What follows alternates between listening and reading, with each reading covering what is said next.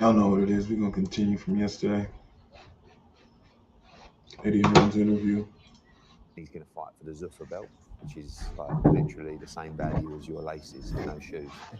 And then, but Edgar's different. Edgar's not really, I don't think, going to go and win world championships and unify the division. But if he could make money, Yeah. do it. And I think it's a good move for him. How do you gauge a fighter's value? Like somebody like Hitchens, right? Like, how do you gauge it? Because you're like, Very, very simple. yeah, Bums on seats in the venue yeah. and eyeballs on the screen. That's it. That's what it boils down to for you That's it. personally, not But not the business, not the underlying guy. No, Frank that's Smith the for you. model. No, the same for Frank Smith. Okay. Or Frank Smith, Yeah. because that's your revenue generator. Because if you don't sell tickets, you're not bringing a revenue to the show. If you don't draw eyeballs, DAZN are going to say this guy doesn't deliver value for us, and that's the problem that we've had with Richardson, but a lot of fighters as well. You know, like the reality is. But everyone's different. You've got Edgar, who sells more tickets than Richardson, but probably isn't as talented. But Richardson that sells no tickets, but he's very talented. Yeah. So you can't just we have to do our job of trying. That's why I got him the Cambosis fight at MSG. I paid up for the rental of the theatre, which is a fortune. Yeah. Because I wanted to try and build him to try and turn the corner of becoming a star. Do you know what I mean? But it's definitely not So you're willing to take a loss to try to We get did, it? yeah, we did. But we might, at that time, I mean, Keith Connolly messed up bad because he got offered a brilliant deal from us like a year ago, but they messed it up and then they ended up getting half of that. When you say to messed fight it up, Duarte. does that just mean over negotiating? Like you're overcooking? Yeah, it's greedy. Like, you know, but you got to push for your fighter. So, but you've also got to know a great deal when you see one. Yeah. And then they ended up getting half of that to fight Duarte, which obviously pulled out of the day before. So I don't know how that's going to play out. But I hope, listen, you become toxified by the business and the sport sometimes. But he actually has a good heart. Like he's a good kid, Richardson. Yeah. But unfortunately, you lose your head a little bit. You always laugh when you go on Instagram stories and he's like that with the shining the Rolex, diamonds. and Yeah, he's from Brooklyn. And you know he's he's got like the Mercedes badge on his car. It's like, you know. Yeah. But listen, good luck to him. Good luck to him. I mean, listen, the boxing business is a nasty one. I mean, we watched it play out with you and Conor Ben, obviously. He did an interview yesterday where he said, you know, he said he didn't regret his decision, but he also was like, I got love for Eddie. I didn't, you know, there's no hate in my heart for Eddie. Yeah. I mean, just, do you look at it like it was just a business decision that he could have done better? It's or? business's decision. It's all business decisions. What kind of question is that? Decisions are fine. Like, there's nothing, you know, the argument of this is, well, I had to do what was right for my family. Yeah. Cool. I would always want that for you as my friend.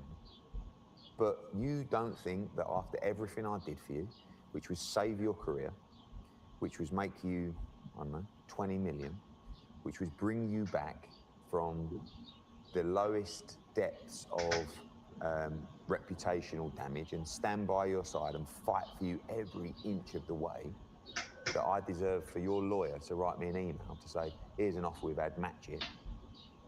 Yeah. Like, and then when I text you and say, hey, let's have a chat. Like, I feel like, you know, we've done a lot for you. To get a reply to say, no, like, deal with my lawyer and once it's all over, I just thought, wow. But that just goes. I'm not gonna lie to you guys. This is exactly how the promoters play games. The reason they want relationships with these fighters, so when those messages do come from the lawyer with the 15 million and all these millions and whatnot, they can make that call to you and be like, "Yo, let's talk. This, and that. I've done a lot for you. This, but yeah, that's the past, buddy. I need to get it now."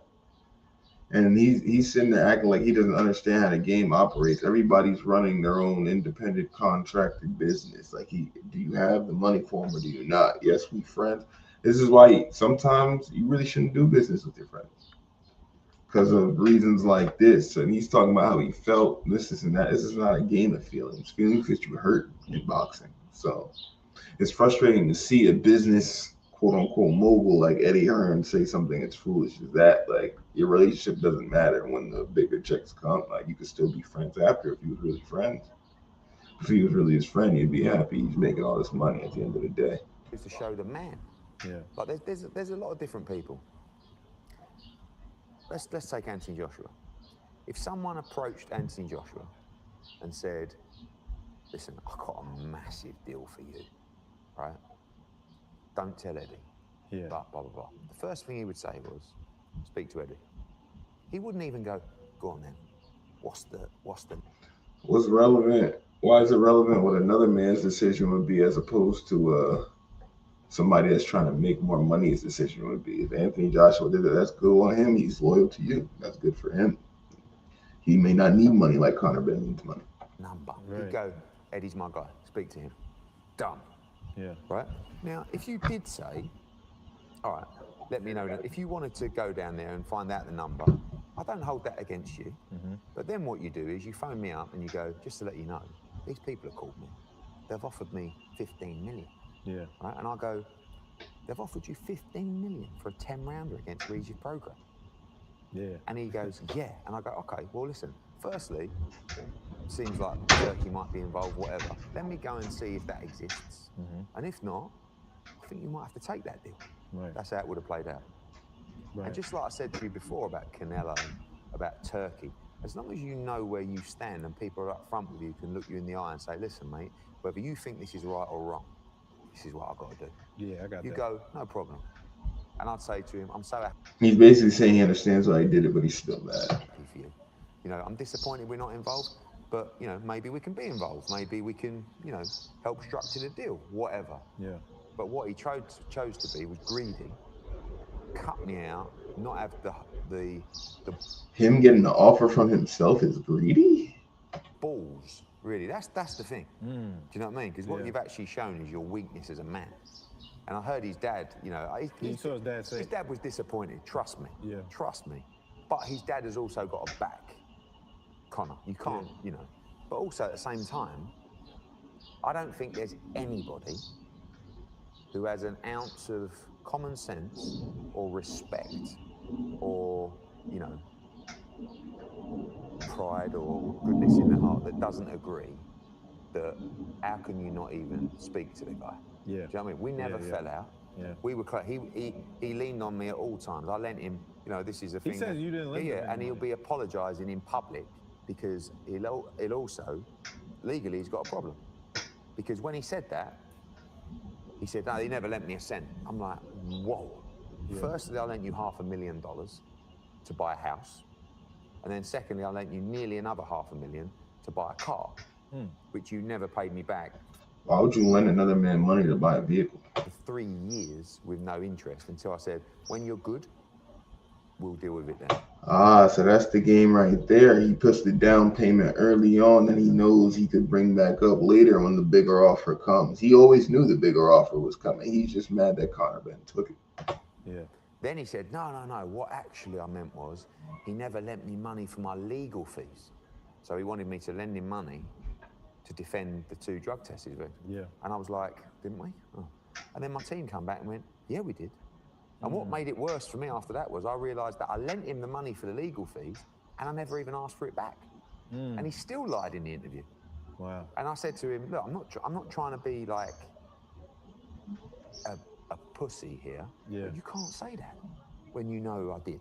So he's going to have to apologise for that, which he will. He'll make a public statement. But I don't want any bit.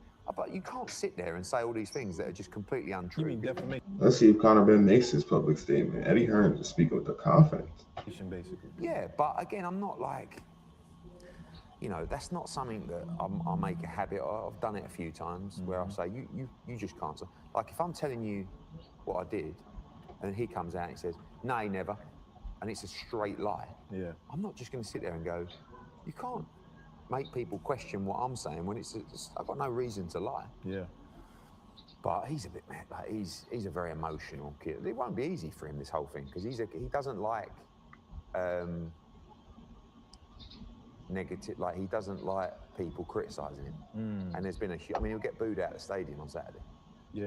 Like, I've heard a lot of people are against, you know, UK fans. Yeah, like big time. But do you know what? That's infuriating, because I worked for years to turn it all around for him. And he actually, after the Eubank fight, was a very popular fighter. I was there for the second. Yeah, and now you'll see on Saturday. But yeah, he'll get booed out of the stadium. Would you consider working with him again? Like they said, it's a very one-fight difficult. deal. Yeah, it's not. It's all bullshit anyway. Like and by the way, there's a legal problem on that as well, because you dress it up in a way so that it can't be matched. Whereas the underlying truth is, do you think that there's been no conversations between Keith Connolly and Zuffa about a longer term deal? Or are you stupid? So there's something called disclosure, which is great and stuff like that, because you get to see it when you want. Yeah.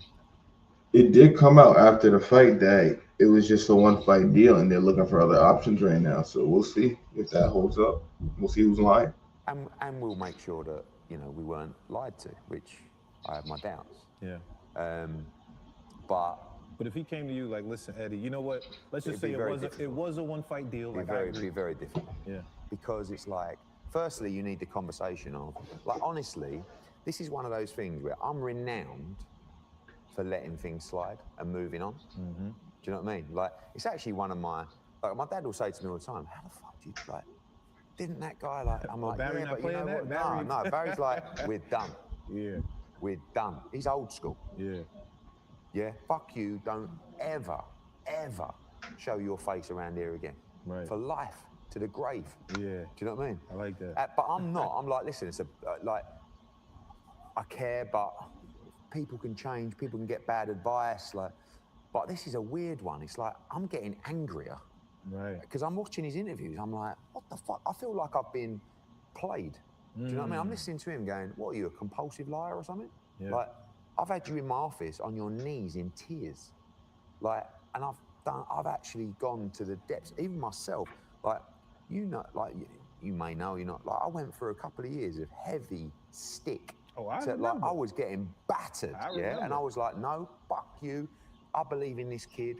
I'm standing by, and it was like... When they said the eggs, they was killing them. No, of course, yeah, but it was like, no. And then I'm listening to this back, I'm like, what was it, a bluff? Like, what? So it's actually making me more angry. Yeah.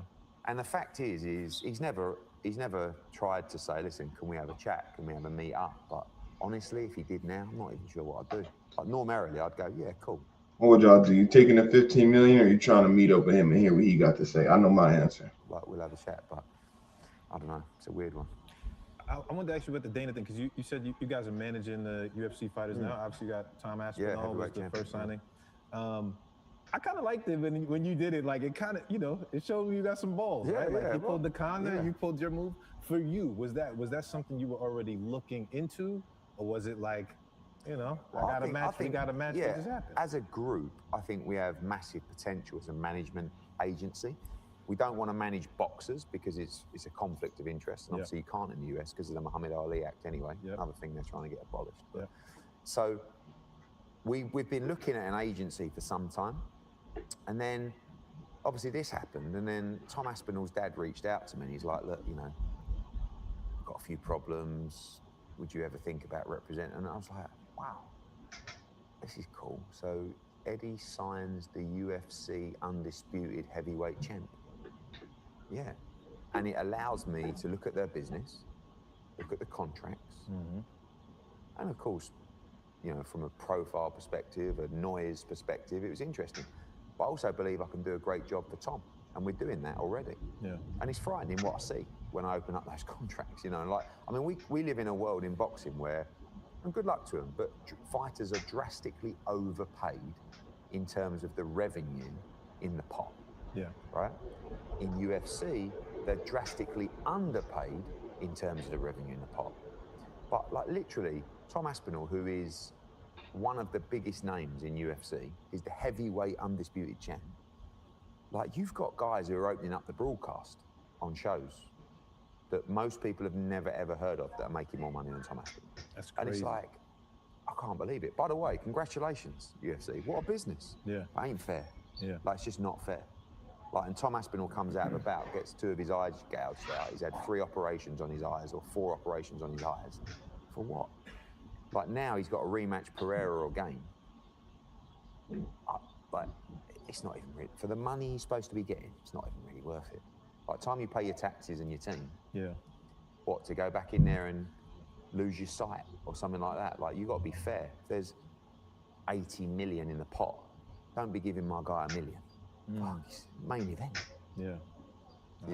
I see. Tell me about this. We just had the Wilder Chisora fight. It was a good, like, I'm not gonna lie, I enjoyed the old guys. It felt like two of my uncles like rumbling in the backyard. It didn't feel like a boxing match.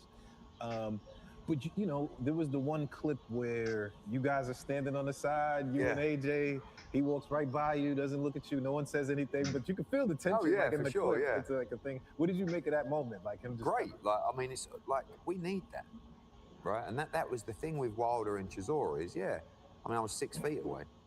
It wasn't the sweet science, but it was gripping. It was thrilling. It was like, and obviously AJ was there screaming and shouting because he loves Derek, and I never really.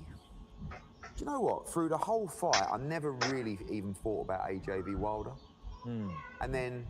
When we were standing on the ring walk area and he was walking down, it's quite a famous scene now. I was like, oh, fuck. Like this. And he came down and he's like, let's do it. And AJ just sort of went. Just looked at But everyone around was like, whoa. Like, and I started thinking to myself, this is a big fight. Yeah. I mean, look, they're both, like, AJ's definitely in the back end of his career.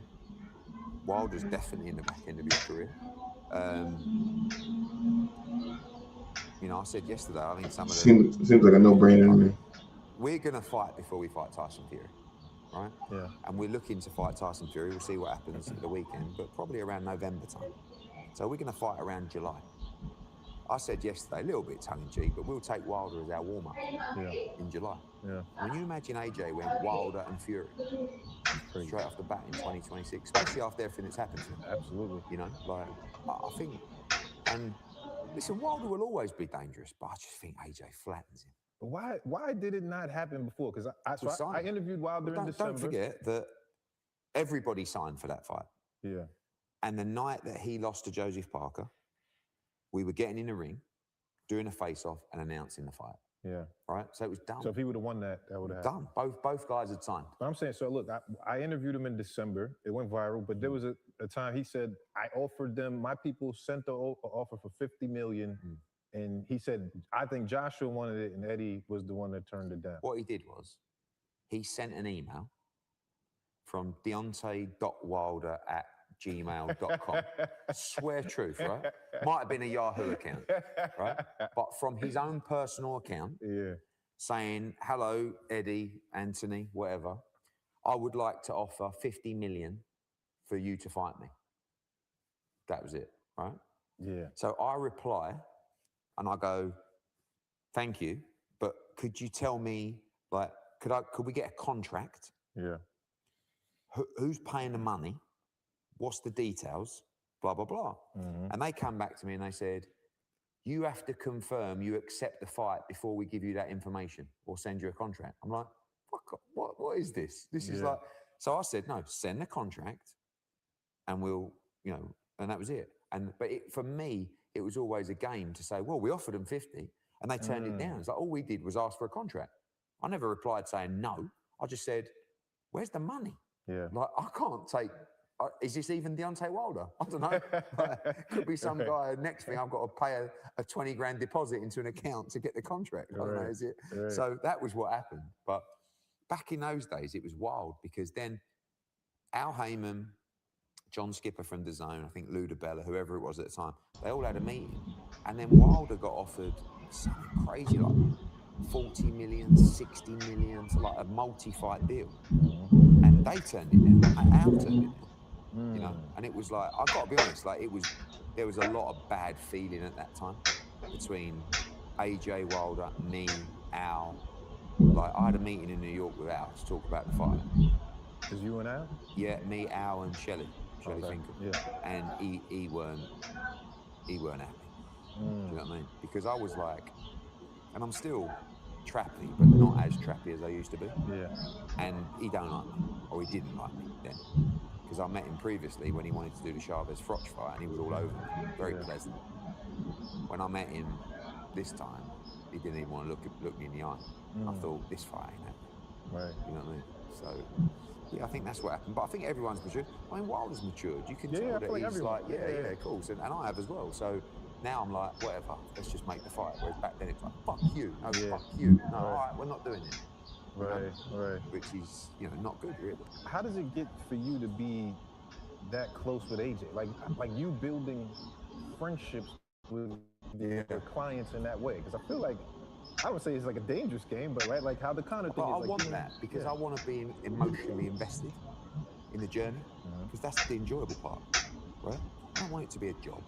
I don't want to just worry about it. I want to see you achieve your dreams, make a load of money, but I want a small, not just a percentage of the money, but a percentage of the emotion. My dad always said to me, if you can get 1% of the adrenaline that a fighter gets when they walk to the ring, you're very lucky. I feel like I get 50% of that adrenaline sometimes. Yeah. Actually today is the 10-year That's an excellent quote. I'm taking that one down. anniversary of when Anthony Joshua won the world heavyweight title. Oh, wow. And I look back, I've been working for him now for coming up to 15 years. That's a long part of my life. Yeah. That's like over, like a quarter, a third of my life. And he's been a big part of my life. Sure. And I have so much respect for him as a person and a fighter. But you look at the Conor Benns, like these people are like chalk and cheese. He signed a lifetime contract with me, like 2 years ago, 3 years ago. But before that, he signed 3 extensions, right? And I'll tell you a story because Dana White's relevant. About 2 contracts ago, the media ran a story.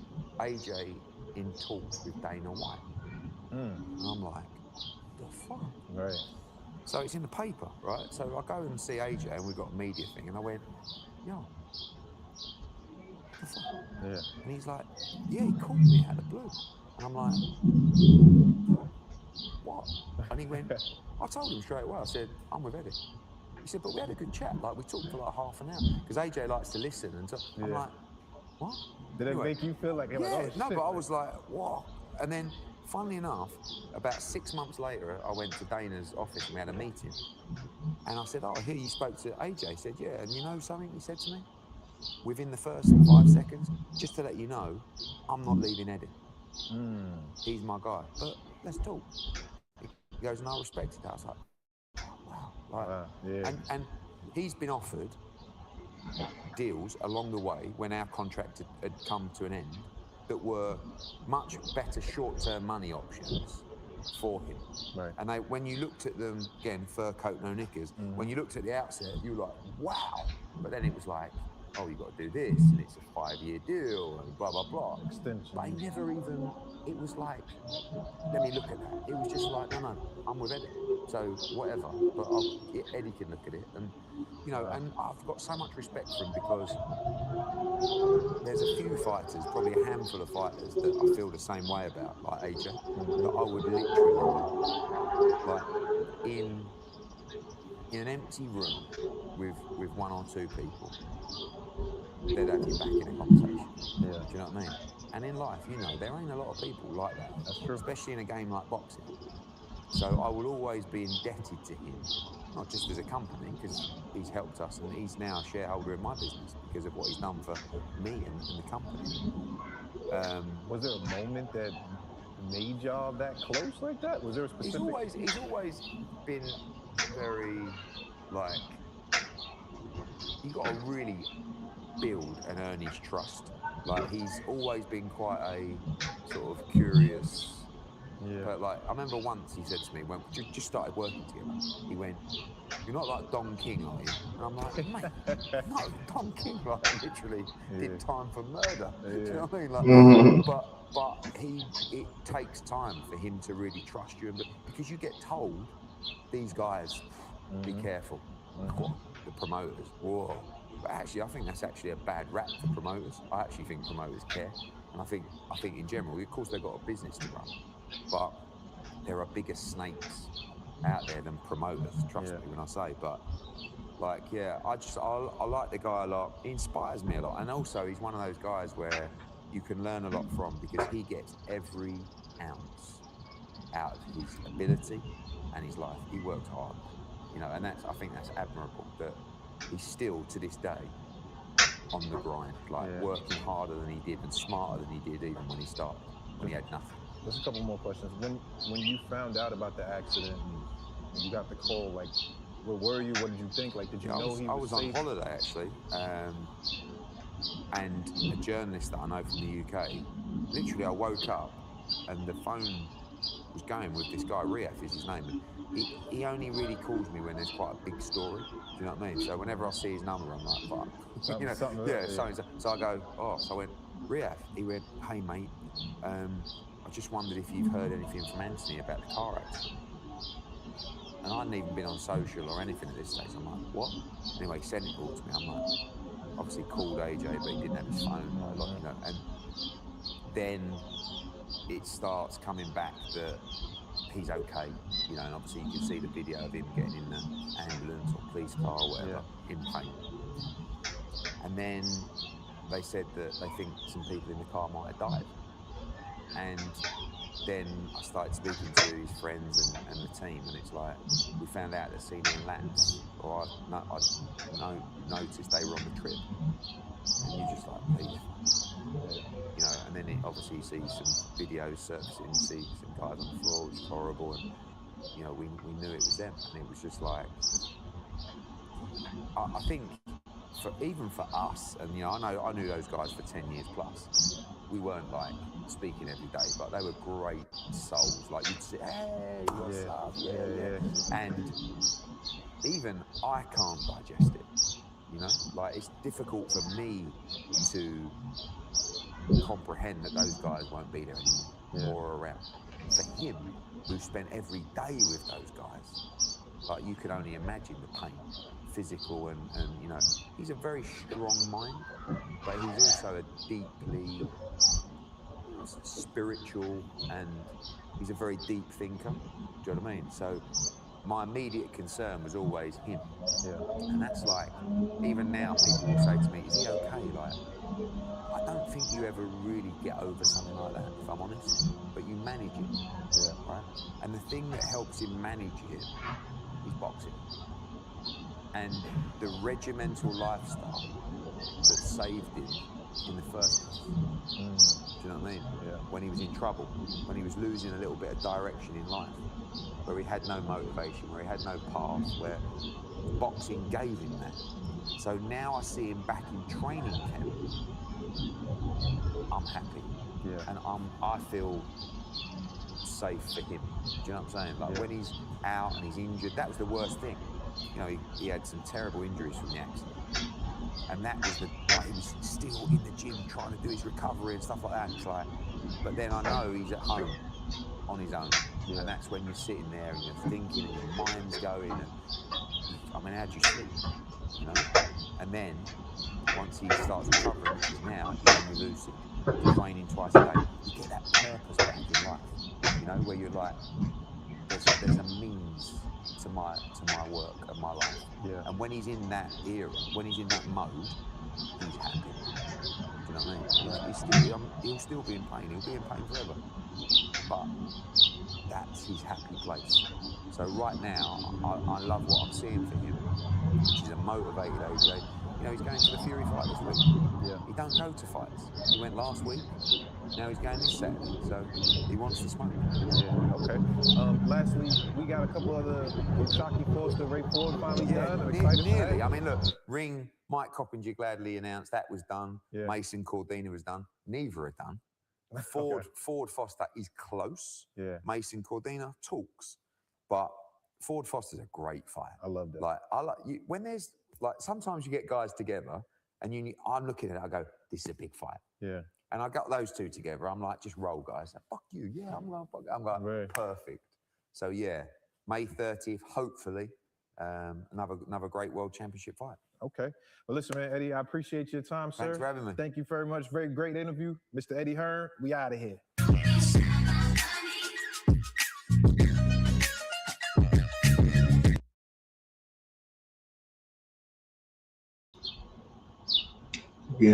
John Jones is retired. John Jones is not sure that he's retired.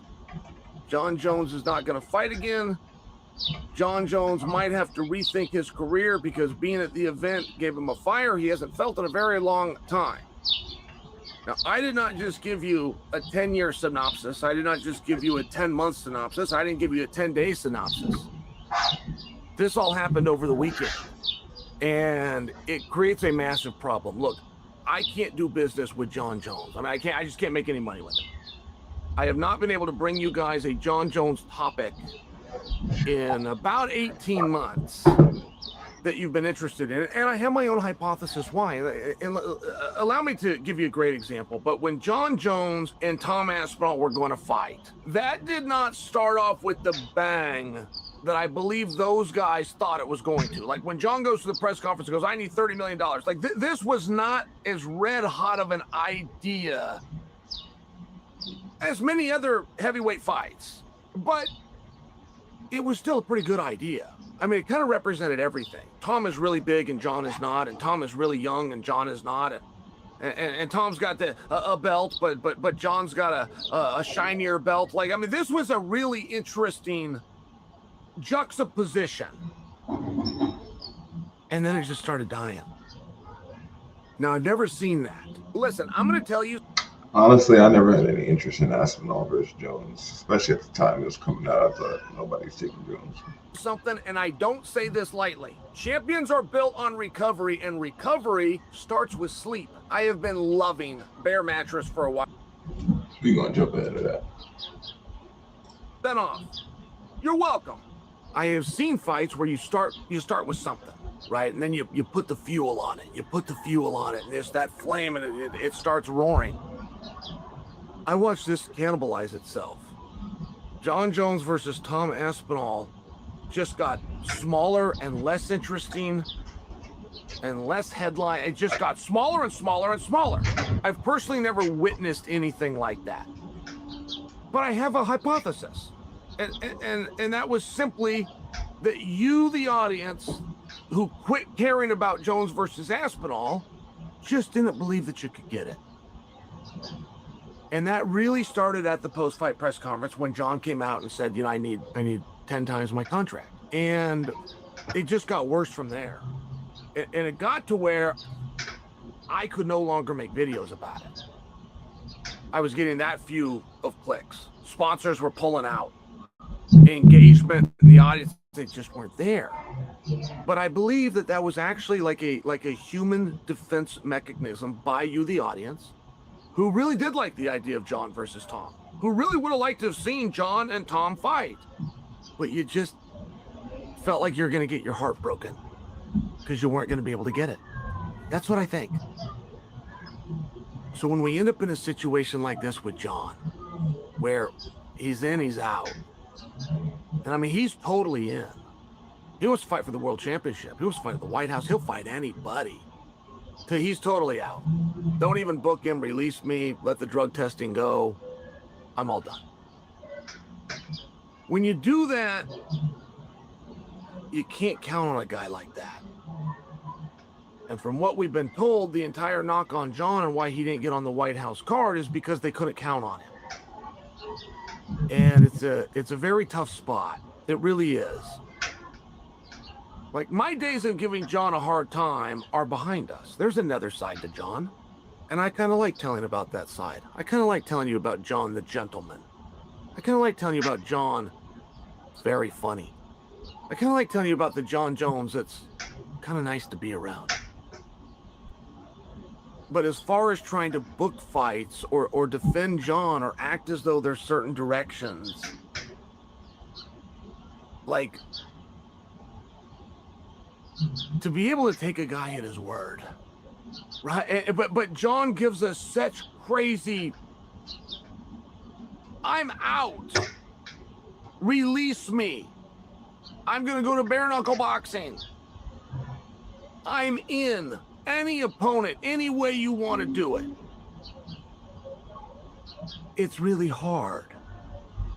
Okay, so Jon comes out this weekend and they sit him in the audience and he's with Gable. Now, history will always repeat itself. Jon Jones was that young kid. And Jon Jones was helped by somebody called Rashad Evans. And Jon was a young kid, hadn't fought in the UFC, and Rashad Evans was the champion of the world. And as Jon started to win, he was going to have to face Rashad Evans. He was becoming a #1 contender. Many thought could even become the world champion. He's going to have to face Rashad Evans. But that wasn't an option because Rashad was a teammate and a mentor and a friend.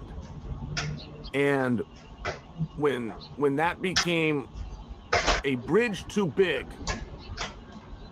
not only did they fight, but Rashad left the gym completely, moved away, left the state for that matter. Now, I share that with you because what does Gable mean? Well, what does he mean? If Gable has one fight in the He is really forcing this Gable thing. UFC, Gable will have a ranking in the UFC. You understand that? John Jones does not have a ranking. So just on its face value, just as soon as we put a number next to Gable, Gable has now surpassed John. And you can think that's silly all you want, but you go get 3 wins on Gable. The right 3 wins on Gable, he could be fighting for a world championship. If he's fighting for a world championship, 3 wins is a lot in the UFC, bucko. It closes the book on a return of John. And this is going to happen around him. It's not going to happen with him. The house will always win. The house is going to win here. I'm not totally clear on what the play is, but I've got a pretty good idea on what the play is. And when you announce that you're signing Gable Stevenson, you don't need a John Jones. But you brought John Jones. And John is in a spot. John doesn't really understand what we're doing here. It's one of these things. He does not get it. So John will be a willful doofus in his own demise. Like there was no part of John being present that was needed for the arrival of the Olympic champion, the undefeated prospect,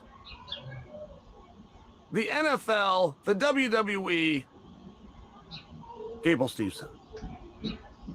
And I share that because while John's got 1 foot in and 1 foot out, there's going to be a day that John's going to want to fight again. And not just a little bit. Not like I'm willing to or this is a big opportunity. John Jones does not have enough money to not fight again. How do you know how much money another man has? Period. Full stop. He must fight. And when Gable comes up, there's nowhere for him to go. I mean, nowhere for him to go. He's participating in his own demise. And he's doing interviews, and he's making it very unclear, and he's going against his own word. And if the biggest knock on John is that you can't trust John, what do we do over here? I am a guy that would like to see John fight. I'm, believe it or not, a John supporter. Believe it or not, at the end of the day, like if nobody was looking, What y'all think, man? Y'all think John fighting? and I had my choice, and I could really help John or I could really hurt him, I'd help him for sure, 100% of the time. But what can I do if he says he's never going to fight again? He is going to fight again.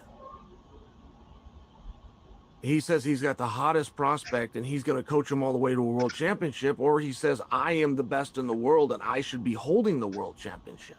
Like they can't go together. They can't both be true. And it was a very hard thing to watch John come out and say, I'm retired. I don't know if I'm retired. It's a very hard thing to hear him say, I felt a fire that I haven't felt in a really long time. Like these are really troubling to make sense of. And I mean, this is John Jones. This is amongst top 3 greatest fighters to have ever done it. And these aren't headlines. John Jones coming out and telling Schmo, I'm not retired, or John Jones telling Helen the night before, I am retired. Neither one of these were headlines. You have to search them out. And what that tells me is that the other writers are in the same spot as I am, which is you can't make any money with John. There's no point in putting him in the headlines. There's no point in talking about him. We've got no direction. What are we going to do? We're not going to take a guy at his word, or we're going to take his word, which greatly contradicts the words that he said the night before. It creates a very unusual and difficult position. And Dana White came out and spoke about this. And Dana said, man, there's nothing different than it has been in the last 10 years. Dana said, I told Lorenzo a decade ago, we can't make a business off this guy. You can't count on him. When he shows up, is it fun? Sure. But you know the result ahead of time. It's very difficult. And I will just tell you, I'm in a different spot. I don't have to book John. I don't have to take any risk with John. I get all the reward. John goes out, does something interesting. I make a piece. I put it out. Sponsors come to the table. Then all of a sudden, my Bentley payment gets made.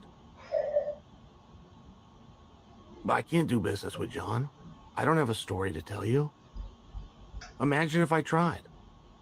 Hey guys, I got a great source on John Jones. It's John himself. John says, and I quote, I'm retired. Hey guys, I got a great source on John. As a matter of fact, it was John himself. John says, might fight again. Oh, by the way, those statements were made 24 hours apart. You're not going to respect that. It's not how men talk. There was never a doubt when Khabib said, I'm done, that we were never going to get him again. But there was a respect. While there was no doubt, there was respect. There was definitely doubt about getting Khabib again. That's why Dana White made all those offers to him. But the realest thing Chael said was, that's not how men talk. The realest thing he said on the video. Because we knew we could trust him. We knew that his word meant something. Whether we liked it or not, whether we liked what he was saying or not, we knew we could count on it. And it's an interesting thing. I think that John should do interviews. I think when John goes quiet is like his way of punishing somebody. Like, John would not come over here and interview with me. But it wouldn't be because he doesn't have a message or that he has anything against you guys. He thinks in his arrogant mind that he would be helping me. I'm going to punish Chael by not giving him the interview. But he thinks like that. It's not just with me. He's got a whole list of people that he will not go out and do interviews with. But if people aren't talking about you, you're not in the headlines, you can't make any money. Everybody took a bump this weekend. Everybody in the heavyweight division, all the way up to Tom Aspinall. Tom Aspinall went into the weekend one of the most talked about guys. Alex Pereira went into the weekend never having fought in the class as one of the most talked about guys.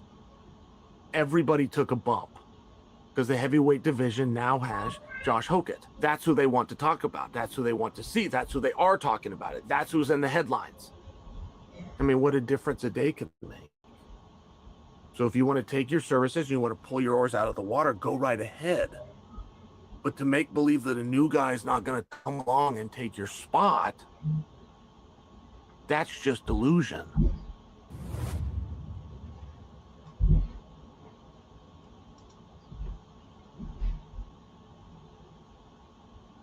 He's ducking you. Talking about ducking. Yo, Tim Desert Storm, Bradley, you already know the rest. Look, I ain't just finna just talk some shit, you know what I'm saying? Yesterday, I was just talking some shit. However, I meant every damn word, but, you know, let's put some context behind, you know, my thoughts, man, and my opinion. You know, starting with Conor Benn. Look, Conor Benn, look, man, I've been watching Conor Benn for some time now. I've always been very critical of Conor Benn, you know, because I didn't see what everybody else saw. You know, and it makes perfect sense because Conor Benn has only had 22 amateur fights. You know, the dude started boxing late. You know, he's the son of a legend, but he started boxing late. You know, like, how old is late? He is literally like the testament of a living trust. Oh yeah, the testament, because I'm telling y'all, if dad wasn't involved, if dad didn't pay the way, he wouldn't be where he is right now. He wouldn't be. Seriously. You know, 22 amateur fights, with the amount of fights that he had now in the professionals, I think he'd been started boxing around 16, 17, you know, turned professional around 19. You know, he was 20-2 with 2 losses, you know, 20 wins, 2 losses as amateur. It's 48 fights altogether in his entire career, amateur and pro. You know, so like when we talking about, you know, how trash he is and sorry he is, it's because, you know, he's considered to be elite. You know, you can look him up on on BoxRec, he got 5 stars next to his damn name, like he's done something, and he ain't done shit. You know, it's in the fight, in the fight with Regis Prograis. You can see, Regis was one of those guys that started late as well, but you can see the experience of Regis, uh, start to show through. Now, you know, Connor Ben and his team, made the adjustment and went down to the body of Regis and started to slow down and kind of take the fight out of Regis. However, Regis was in the fight. He was catching Connor Ben with some shit. And it's just the inexperience and the low IQ of Connor Ben and not having enough experience to be at that elite level. Again, it's because he has some pop, or yeah, he had some pop. Ever since he stopped drinking that baby milk, whatever that shit was, he took fertility, whatever. They, then they said it's something about some contaminated eggs or some shit like that. Whatever the hell that is, I mean, shit, that shit makes sense now to me. Why he's taking that shit. They say, well, he didn't mean to take it and all this shit. Get the hell out of here with that. Shit, he was suspended for some years, I believe. But you correct me if I'm wrong. But it was more mainly like because he don't believe in himself. Anytime he steps up in a fight, the dude is scared. He's scared to death. I'm pretty sure he was scared in this fight. Because not only did he have to come down in weight, and cut muscle. Yeah, he had to cut through muscle. I looked at his pictures when he was getting ready to fight at 160 pounds. He had to literally cut through muscle. Seriously, legs was huge, looked like a little mini Mike Tyson. Arms, shoulders, everything was knotted up. And he literally had to sweat that off, man. And cutting that lean muscle, it takes from your body. For sure, it takes from your body. It takes from your strength, takes from your power. But when he was on that damn baby formula, he he was hitting like a truck, man, because he got more strength. He had more strength. And when you put the hand speed on top of that with the mass he got and everything else, that's going to generate a lot of force. And that's what a knockout power was, but as soon as he got busted, now he ain't hurt nobody. He's barely rattling these guys. He might make them stumble here and there, but this was a perfect opportunity for him to literally like levitate this dude, man, in Regis Prograis. But let's give hats off to Regis Prograis. He showed his toughness. He showed his determination. He showed up to fight, and he gave it everything he has. It's just that he's just older now, and his legs, his legs is worse than shit Bob Arum. Shit, and Bob Arum damn near almost 100, and his legs is worse. I mean, damn. Boy, that first round, his legs started buckling and stuff. I was like, oh man, Bob Arum got better legs than him. Shot. Them legs are done. Damn. And I was like, man, come on. But Connor Bean couldn't finish him. This was a prime time, on Netflix. You want to get people to be interested in boxing. And, this is the prime reason right here, selling these damn wolf tickets. Whack ass fights. It was what we had Jake Paul and AJ. I'm glad AJ did what he did, because I was hesitant about his ass, but I'm glad he did what he did. But it took his ass 6 rounds or so to get rid of this guy because probably he's under contract to let it last a little bit. But I mean, but back to Regis, back to Conor Ben, it was set up for him to destroy Regis Prograis. And let's talk about Tyson Fury, man, because I want to give some context, man. Like, you know, a lot of people say, man, you being hard on Fury, man. He just coming back from retirement, man. Listen. This shit ain't the same for everybody, man. It's not the same. Can't nobody sit up here and say that it's the same. It's not the same if it's like Shakur or freaking Crawford, or any of them top guys, man. That's here in boxing right now. If they would have come back and do this shit and have a net on Netflix and have that type of opponent, man, and if they didn't perform and knock the dude out, you know what I'm saying? Then it's like, oh, they underperform. So shit, Fury getting the same standards as everybody else in the sport, the same damn standards. So, oh, he's supposed to look good, but he would have looked even better if he would have knocked the dude out. And then I would have said, hey, Fury did exactly what he was supposed to do. That's the way it was set up for him to do, was to knock this man out, you know. But everybody, you want to take good from everything. Oh, well, you can see his stamina. Fury, well, he was hugging the motherfucker the whole time. They was hugging. Man, no shit, he gonna have stamina. He was sitting there resting the whole time. This dude hugging all on his ass every time he would and swing wild and miss and Fury just and tie his ass up. I mean, come on. Who gonna get tired? I'm not gonna get tired if I'm laying my ass on the ropes like this and letting the dude tie me up. What's there to get tired about? Shit, ain't nothing to get tired about. So like, I don't want to hear that. Like, and it's like I'm saying to myself like, this dude is so hittable. This dude is so easy. Like, there's nothing trickery. There's no trickery with this dude at all. Zero. Like, this was supposed to be another slam dunk. So like, don't. How can I say this? There's always something to my madness, man. For real. In the way I view this shit. It's always something to my madness. That's all I want to tell you guys, man. Do I think Fury is ready for a guy like Itama? Hell no, he ain't ready for nobody like Itama.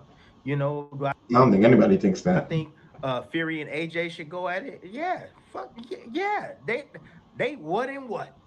They what and what? They're a lot better than Chisora and Wilder right now for damn sure. And I ain't watched that fight. I told y'all I wasn't gonna watch that damn fight. You know what I'm saying? Because I ain't had nothing nice to say about it. That type of shit, that's the type of fights like that ruin boxing, in my opinion. Seriously, because it's just ugly. Ugly. It was an ugly fight. I know it was an ugly fight. I ain't gotta watch it to know. You know what I mean? Because I know where those guys are in their career. They on the very, very, very, very, very tail end of their career. Those guys should have retired a long time ago. They making out, they made their money. Congratulations. You know what I'm saying? That's it. But I'm just saying, AJ still got something left because AJ, all the situation that he went through and all whatnot, and I actually like the way AJ handled himself. He didn't take the bait. AJ handled himself like the boss he is. He's like, y'all need me. It ain't the other way around. I'm good. You know what I'm saying? But AJ, you got to remember who he with now. AJ he with the best heavyweight in the world, and Usyk. That's who he with. He teamed up with him. He getting the secrets. He getting pushed. He getting motivated. He gonna be ready when he ready. He gonna be ready for Fury. That's for damn sure. And the Fury that I saw right here is not ready for AJ, in my opinion. Hell no, not ready for AJ. AJ looked like before in the fight with Jake Paul. He looked rejuvenated. He looked fresh, and I get it. It's Jake Paul. Sorry ass Jake Paul. I understand that. I get it. But shit, I'm just saying he had a little pep in his step. He did what he was supposed to do. Shit, I was hoping it was gonna be sooner. However, hey, sometimes you just like let the prey, stumble all over himself, fall all over the floor and stuff like that. Yeah, yeah, let him. Shit, the shit is fun. It's fun watching him do that, right? Yeah. So, and then he finally got landed it. Bam, and it was over. Broke the jaw and everything. Hey, savior, man. AJ. Yeah. Savior in boxing for sure. So look, Fury, he come back, he retired, he come back, he retired. Nobody worried about no damn Tyson Fury. Shit, I ain't missed no damn Tyson Fury when he was gone. Nobody. That's what one thing that Tyson and all y'all fighters gotta understand is that dog, when y'all gone, nobody miss your ass because there's always somebody else coming up. Don't nobody miss your ass. I promise you that. Shit, even when you die, you might have one or two people, you know what I'm saying, that miss your ass. But other than that, everybody else you didn't met and went through life, they don't miss your ass. You just, hey, you gone. You ain't here. Out of sight, out of mind. That's what it is. Yeah, we here and we gone. That's it. Same thing in the box. Ain't nobody missing your ass. But anyways, man, look, I just wanted to put some context behind, my words yesterday because, I read the comments and stuff, and some people giving, let me know that, hey, keep doing you, T. Keep doing you, because that's just the only way I know how to do. But shit, doesn't impress me yesterday for real. Conor Ben ain't got no experience to compete at the highest level. His ass got, again, a living trust. His pops, he gonna get opportunities that others can't get because of it. Shit, Chavez Jr. got opportunities that he didn't fucking deserve. But that's what it is. It's a business at the end of the day. This dude got a big ass market because of his dad. And that's what it is. And that's how he's able to get into positions like this, to be able to make $15 million like that. And all these other fighters who are way better than him, will never see that type of money. That's just what it is. It's the times we live in. Period. This is what it is. So, but moving forward, shit, make the Ryan Garcia fight. Make it. Yeah, one thing I could say about Conor Ben that's nice is that You know how to sell tickets. he got some instincts and he can fight. Like fight, not box, not box, fight. That's the one thing that I can say about Conor Ben. You know, he's always dangerous because he can fight. And he'll bite down. Just the way he did against Regis. He bit down, but he's scared shitless at the top echelon. I promise y'all that. With 48 fights, scared as hell. Oh, he's scared. I had over 200 fights, shit, and I was scared in the motherfucker. Yeah, at the highest level. Oh my gosh. Yeah. Shit, scared to get embarrassed. Get up there, get knocked the hell out. Become a meme. Nah, I ain't trying to become no damn meme. Nah, hell nah. I ain't trying to get embarrassed like that. So that's why I train like a son of a gun, boy. Train like crazy. I put 3-4 training camps into one because I ain't trying to get embarrassed like that. Yeah. So, but yeah. Anyways, that's my thoughts. Tim Desert Storm Bradley. You already know the damn rest, and I'm out. That was insightful.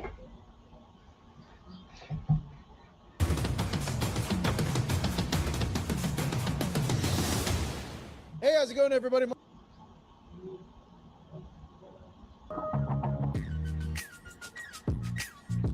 Xander's eyes in the building. Yo, what's going on, world? This is your boy Najee from Cigar Talk. And today I got a very special guest, man. This is like the face of Puerto Rico right now. This guy is making so much noise. I had to come talk to him, my man Xander's eyes. My God. What's up, brother? Nice seeing you again, brother. How are Long you, time man? no see. I'm I doing know. great, bro. I'm doing great. Dude, I feel like you've come so far since our last conversation 2 years ago I know. at my office. I know. It was like, I feel like at that time you were still, I guess maybe a contender already, but it still felt like, the For sure. prospect coming For sure. up, trying to get there, and now we sitting there with 2 belts. Now How we does it got feel? 2. How No. does it feel, So man? yeah, last time we spoke, I was going into my first main event here at MSG actually, in Manhattan. And I remember just going in, being excited. Obviously, it was my first main event, New York City, because it was a dream come true. And now, fast forwarding to today, sitting here with 2 belts, unified world champion, going into my biggest fight yet. Yeah. Against a great opponent. So again, I'm just as excited as I was 2 years ago. Just more excited and more hungry now. Yeah. What do you feel like is the difference between champion Zayas, right? Like the champion and then the prospect. Is there a difference, or you kind of a little bit more confidence? You get that, a little bit more experience. You get that confidence. You go 12 rounds. You could look good for 12 rounds. You get a little bit more like pepper in your step, kind of like. Yeah. Well, this fight, like you said, this is the biggest. Everybody's talking about this fight. Yes, This is a yes. huge fight here. One is, first of all, how did this come about, right? Because you know, a lot of people are giving you credit like, yo, you fighting the boogeyman, right? A lot of people calling him a boogeyman. How did the fight actually like come about? Man, I feel like this is what boxing is all about. You gotta fight the best. I say I'm the best. He says he's the best. We're the best fighters out 54. Let's see who really the best. And he came pretty easy. Obviously, he had a negotiation period with Virgil Ortiz. Yeah. So after my fight, we were looking at other opponents, Josh Kelly being one of them. Sent out a couple notes, a couple letters to his team. Never got a response back. Then obviously we heard that the fight with Virgil fell through because of Virgil's legal things with his company, and we jumped right on it. We're like, hey, we won the fight. Yeah. Same thing, same split, same everything. We just same deal, just make it happen. And they went to Boots' team, and they said yes, and we were already obviously in. So it's an easy negotiation period, I'll say. That's crazy because I guess coming off of, as fans, looking at what happened with Virgil and Boots, we just feeling like, damn, this is going to be something hard to make, right? But you're just saying it's easy, bro. Man, to be honest, when you want to be great, it's easy to do it. You just got to go and do it. It's when you put too many buts and no, but this, no, but that, no, but it got to be. That's too many excuses. Let's make the fight happen. He's from Philly. I'm from Puerto Rico. We both sell in the East Coast. Yeah. We have proved that we both sell in the East Coast. So why not make it happen here in New York? Yeah. Well, listen, the odds have already came out. You're the underdog as far as the betting is concerned. Yeah. And people, just fans, pundits, everybody's like, yo, this might be too early for Xander, right? Like, what do you feel when people are saying it might be too early? Man, to be great, again, you just gotta do it. Believe in yourself. I believe in myself. I know what I can do in that ring. He's a man just like me. He breathes just like I breathe. He has two hands just like I have two hands. It's fair game. Yeah. When it comes to fight night, I'm just gonna be 10 steps ahead of him, man. And the experience, the age, none of that is gonna matter when he has no answer, when he can't find any answers for me that night. Yeah. So now, I would say, because like I said, people looking at Boots like a boogeyman. Do you look at him like that?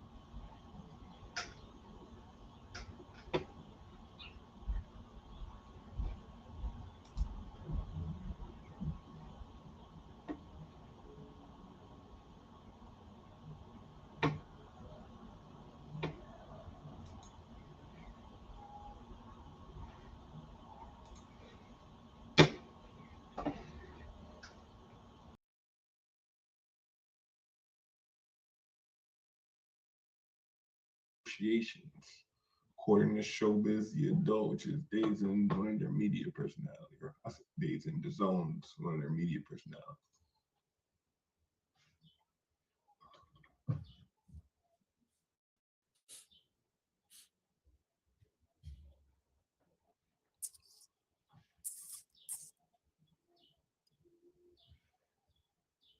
No bull jive.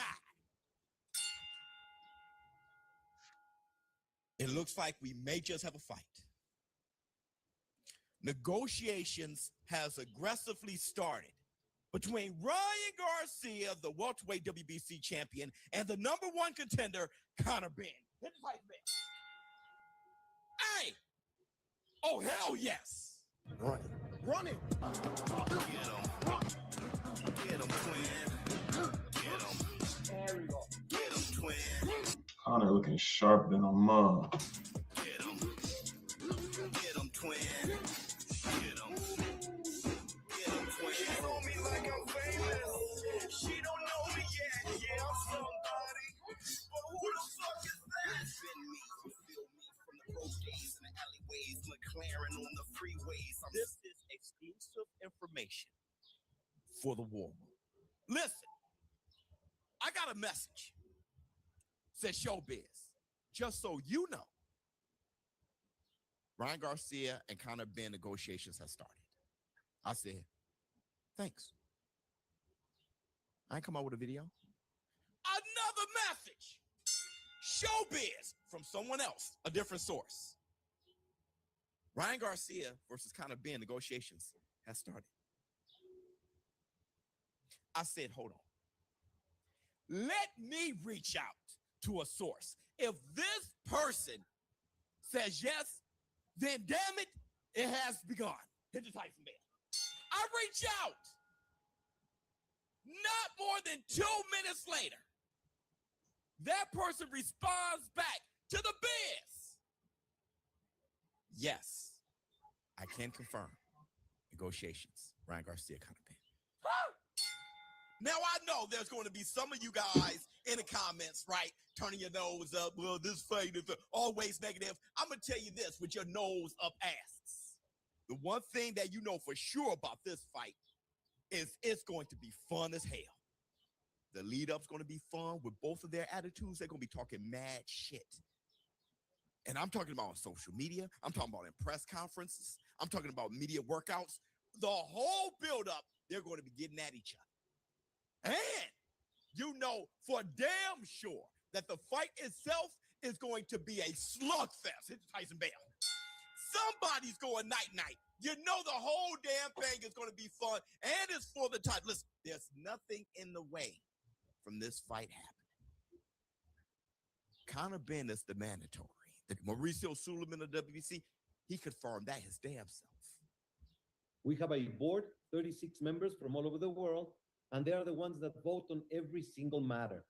Okay, Conor Benn, he has not fought in the division, but we consider that he is of the highest level. He was ranked in welterweight for many years, and he has sent his weight continuously to the WBC, so we know, monitoring, that he is a natural welterweight and he will be competing safely in that division.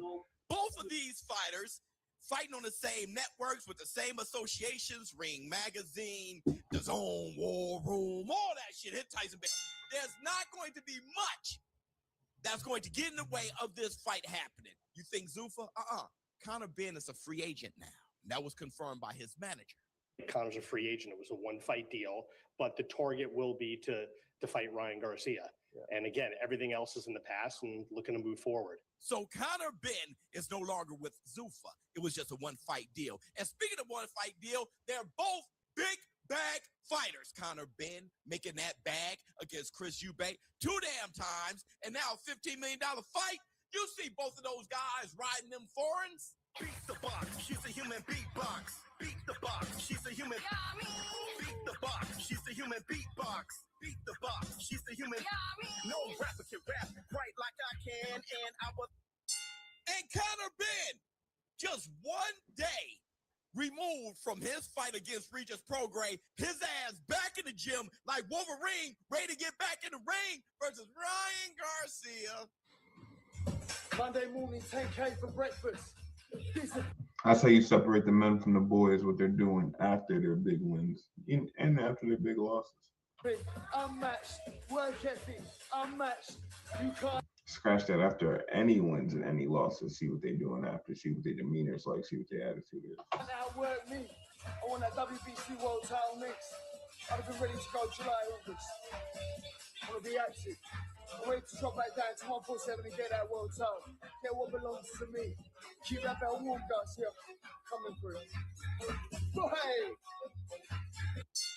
If you ain't lit about this fight, then the pilot light ain't on. I don't know why you guys watch box. Hell, Conor Benn said, listen, you look like a pugilist guy, showbiz. I understand you like all the little things, but this is why people watch the sport. I'm not entertained by any of them. I like Ryan. I think he's, well, I don't like Ryan. No, I don't like him. I don't know where I was going with that. You know what I like about Ryan? He is what he is. He's entertaining. He brings chaos, you know, because it's boring. Who wants to sit on the fence? Who wants to be boring? Speak what you want to say and say it. Own it. Well, I pay money to watch the fight. I pay to get entertained. But you are also a boxing guy. I can tell. You like all that. Oh, look at the shoulder roll. Yeah. Oh, look at the look at the jab. Look at the parry. The common viewer wants to see entertainment. They want to see blood. They want to see a bit of excitement. You know, like let me see something. Right. Ryan Garcia, not considered a small guy. We know Conor Benn's not considered a small guy. Both of these guys are big punchers. Both of these guys got speed. Both of these guys are dynamic. I cannot wait to see both of those guys share the ring together and fight for the WBC title, with Ryan Garcia being the defending WBC champion. And I want to say this too. I know there's going to be a few of you guys jumping in the comments talking about PDs and stuff like that with Conor Ben and his background, but he was fine, innocent of all those allegations. Ryan Garcia and the Oscarine thing, regardless, they both are fighting for the WBC title, meaning that VADA is a mandatory. They will be VADA tested. They both must sign up for VADA and all that shit. So don't worry about that. So listen, exclusively to the War Room, it has been confirmed. Ryan Garcia versus Conor Ben has already started their negotiations. I do not see there being an issue with this fight happening. Expect this fight to happen at the beginning of fall, end of summer. I'm thinking even as early as end of summer. I'd be ready to go July, August. Want to be active. The only thing left is for us to watch. I think they're going to want to push that back. That's a little too soon. They're going to want to promote that fight. That's going to be big. Watch their fights. I cannot show the Regis Prograis fight because I'm not whitelisted with Netflix, but we in the zone, War Room. We in the zone, War Room. Going to the middle of the gold letters over here, middle of the white letters over here. You both got my instructions in the back. Protect yourselves at all times. Listen to my commands. Touch them up. Back to corner, gentlemen. That's one of the biggest welterweights that I've seen. Oh, nice. Ooh-wee. Ooh-wee. Right from Ryan to start things But then again, you're supposed to look like that against Mario Barrios, the fakest champion ever. off. And that's what Ryan Garcia's going to need, that right hand. Down it goes! Just like that! I genuinely think Ben would do the same thing. What a shocker. We knew that Ryan Garcia had an outstanding left hook. He just put Mario Barrios on the deck with a straight right hand. This kid can punch. Can he take him out? Ryan Garcia with one of the most electrifying first rounds of his life if he can finish the job here against Mario Barrios. You're just encouraging fighters like Garcia when you're giving them something to hit. The knees kind of buckled a bit there too for Barrios. The fat hands of Garcia, because if he continues letting Garcia punch with that. Look how Barrios is trying to inch forward and is still not doing anything, and Ryan basically is playing the distance game better than the taller fighter. He's going to be outnumbered now. Again, Sergio. These right hands are buckling right. He's just trying to survive this point. It's not even a fight. Mario Barrios every single time. Oh. He stepped into that one. The right hand is on point for Ryan Garcia. He didn't even step into that one. Even like, if that's the case, he's been stepping in every shot. Oh my God, same shot. Barrios all over the place. You know, it's interesting to hear Henry Garcia reveal that Ryan has a hand injury in that right hand that's been bothering a little bit and told him throw it when you have to. It's a nice slapping body up. Sure doesn't look.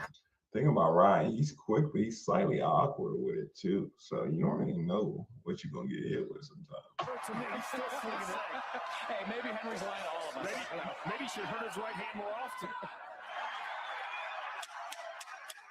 Here we go, 10 seconds left.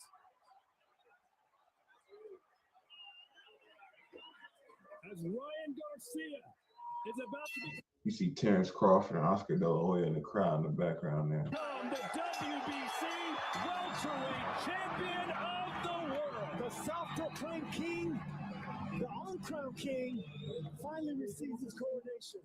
What a performance. And WBC welterweight champion of the world, Ryan King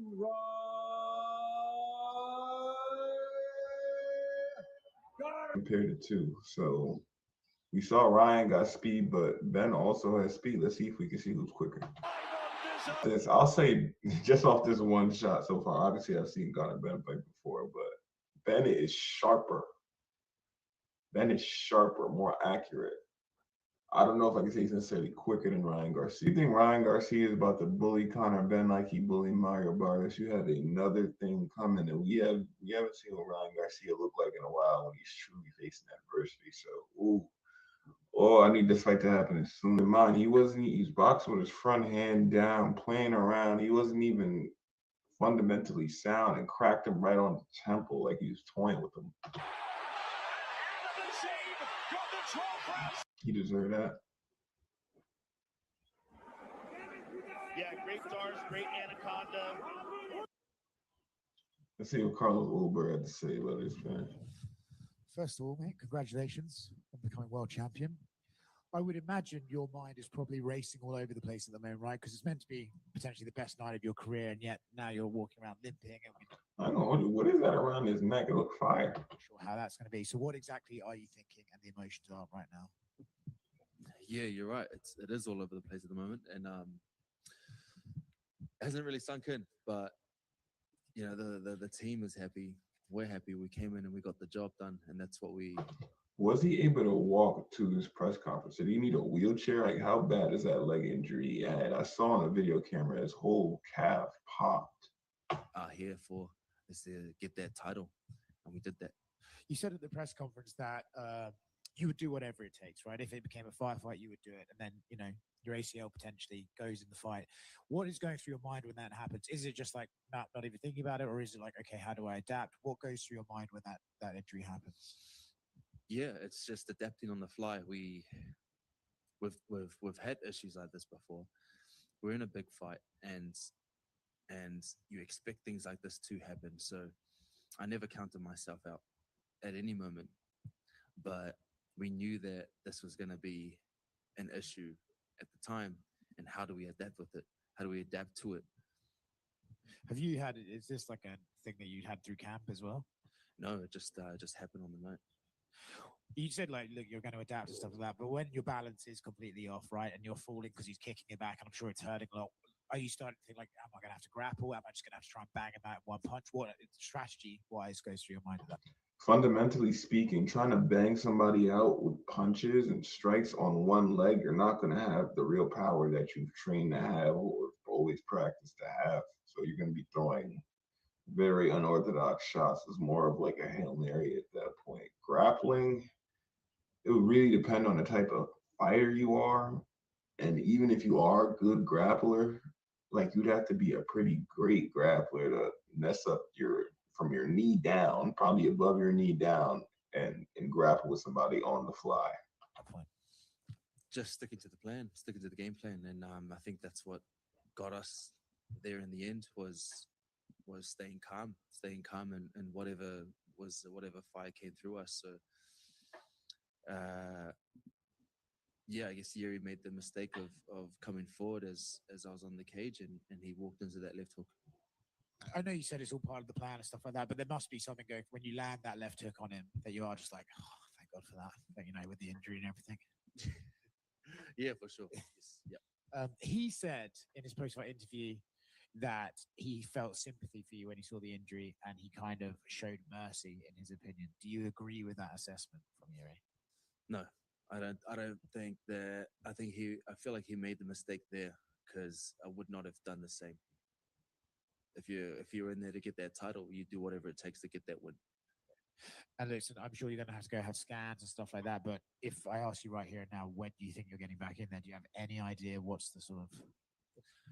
Why this reporter sounds so congested? Going through your mind. I'm no doctor. I have no idea what's going to happen. But all I know is we'll go and assess it, see what happens, and then try to get into the gym as soon as I can. Hopefully, it's not as. It's a pretty dumb question. I'm pretty sure we all could have guessed that would have been his answer. Bad as it may seem, but I'm looking to get in the gym as soon as I can. Congratulations. Thank you. Carlos, what is it like when we're watching Yuri do Yuri things in there? Like, we find it entertaining to watch, but when he's standing like feet away from you, pointing at the ground, hands at the ground, just doing like Yuri things, what is it actually like? Yeah, I think that was his way of trying to lure me into his game, and I stuck to what I needed to do, which was try and keep my distance, stay in the middle, and try not to let him push me back on the cage where he could have an advantage or whatever it is. But I think what it is was we just stuck to our game plan. And I know, like you said, you have to get all these things checked out on your knee, but like on the rise, you're trying to like strategically maneuver your way up the rankings with the best fights to reach that title. Now everyone has to chase you. You don't have to chase fights anymore. So I guess what do you want moving forward? Like, I guess obviously Paolo had the big win. Dom's back in the win column after you knocked him out. What would make sense for you, given like you can, like, depending on what your need is, of course, but what do you think makes sense for you?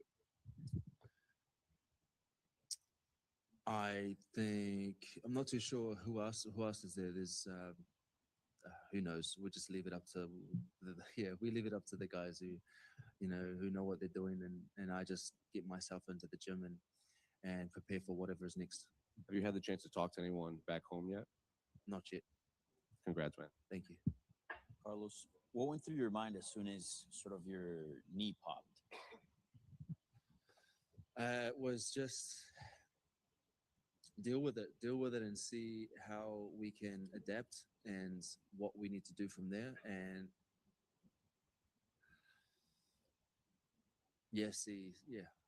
I knew that I never counted myself out of the fight, and knew that all I needed was my hands to land. Did you feel like, and I don't know if you can think sort of that clearly in that moment, obviously you're fighting, but did you feel like, I can't go to the scorecards, like I have to get a finish fairly soon because of, being in one leg? Yeah, I mean, like as soon as the leg went out, we knew that we had to try and figure something else out on the fly. And I think it was just more about pushing forward, and this is the fight game, and these sorts of things happen, and I've already dealt with that. I've already said to myself that whatever happens in that cage, we have to keep going. We have to keep pushing through. We have to keep going until you get that bout, because nothing is going to stop me from getting it. And I heard him saying that throughout the week as well, and that's what sort of pushed me to do it too. And I know no one wants to get injured, obviously, but it's part of you maybe a bit proud that you had to go through this much adversity and you didn't fold. I think many fighters in your position would probably fold at the adversity and the circumstance. Yeah, I mean, like it's just having to push through and understand what was at stake. This meant a lot for me, and getting this bout was bigger than me, and just I think having that mentality helped me push through, and nothing was ever going to stop me from getting that goal. It was an incredible finish, and you had mentioned to me on fight week that you were hoping that to get a big win in order to lure back Poatan. Do you feel like you've done that? Who knows? He might come back, but I think I just need to keep this bout and see if he comes back. It would be a big fight for sure. Thank you. Carlos over here. Congratulations on becoming a champion. I know Robert Whitaker was joking that they have a group chat of the champions from Australia and New Zealand with him, Volk, and Izzy. Are you excited to be added to that group chat finally? Yeah, I'm excited. And what is it about City Kickboxing in Miami? Izzy and Volk became 2-time champs here. You overcame being on one leg and became champ. What is it about Miami?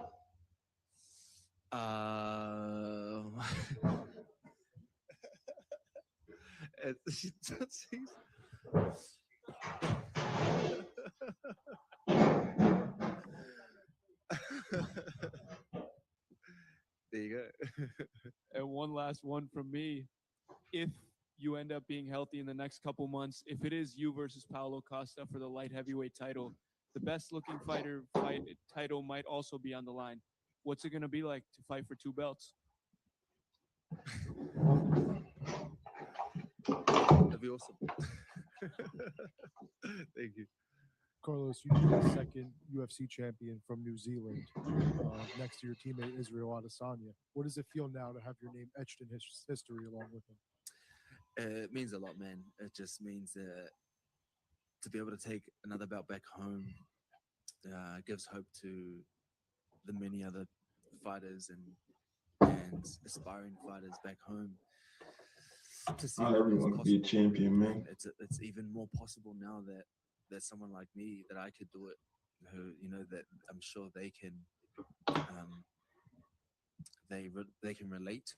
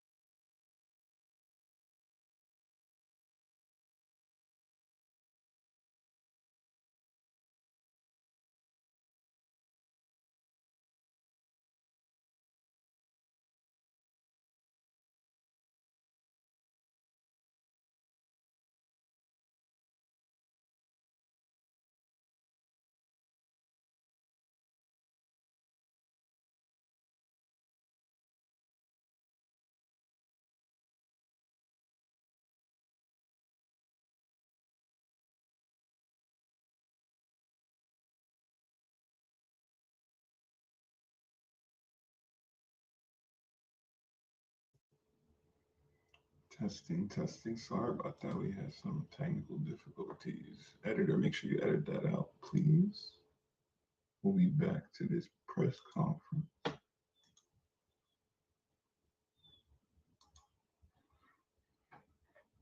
On the fly. Main thing was just knowing that I had the power. I had the power and a little bit of movement, and try not to push off that leg as much as I could. Yeah, it seems like you adapted pretty well. So the light heavyweight title has kind of been a hot potato in recent years, just bouncing from one guy to the next to the next.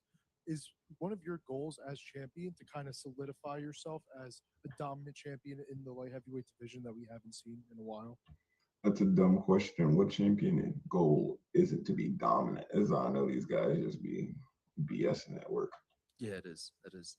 The mission is to hold this belt and hold it for as long as I can, and make as much money as I can in this company. Carlos, one more front right here. I don't know if you saw, but Tai Tuivasa tweeted that Miami is lucky he's not here right now to celebrate your win. What would that look like if Ty was actually ringside? Crazy, man. It would be crazy, actually. You party with Ty? Yeah, I don't think you wake up the next morning, eh? You just, yeah. I've been there a few times, and yeah, I don't want to be there. I am lucky he's not here. Carlos over here. Congratulations on your win. You just won the belt, and in one of the toughest ways possible. How much of that win over Jiri Prochazka was about skill, and how much was it about refusing to be beaten? A lot of it was about refusing to be beaten, and then also sticking to the game plan, sticking to what it was a fire. No, he's just pretty much basically reiterating the same stuff.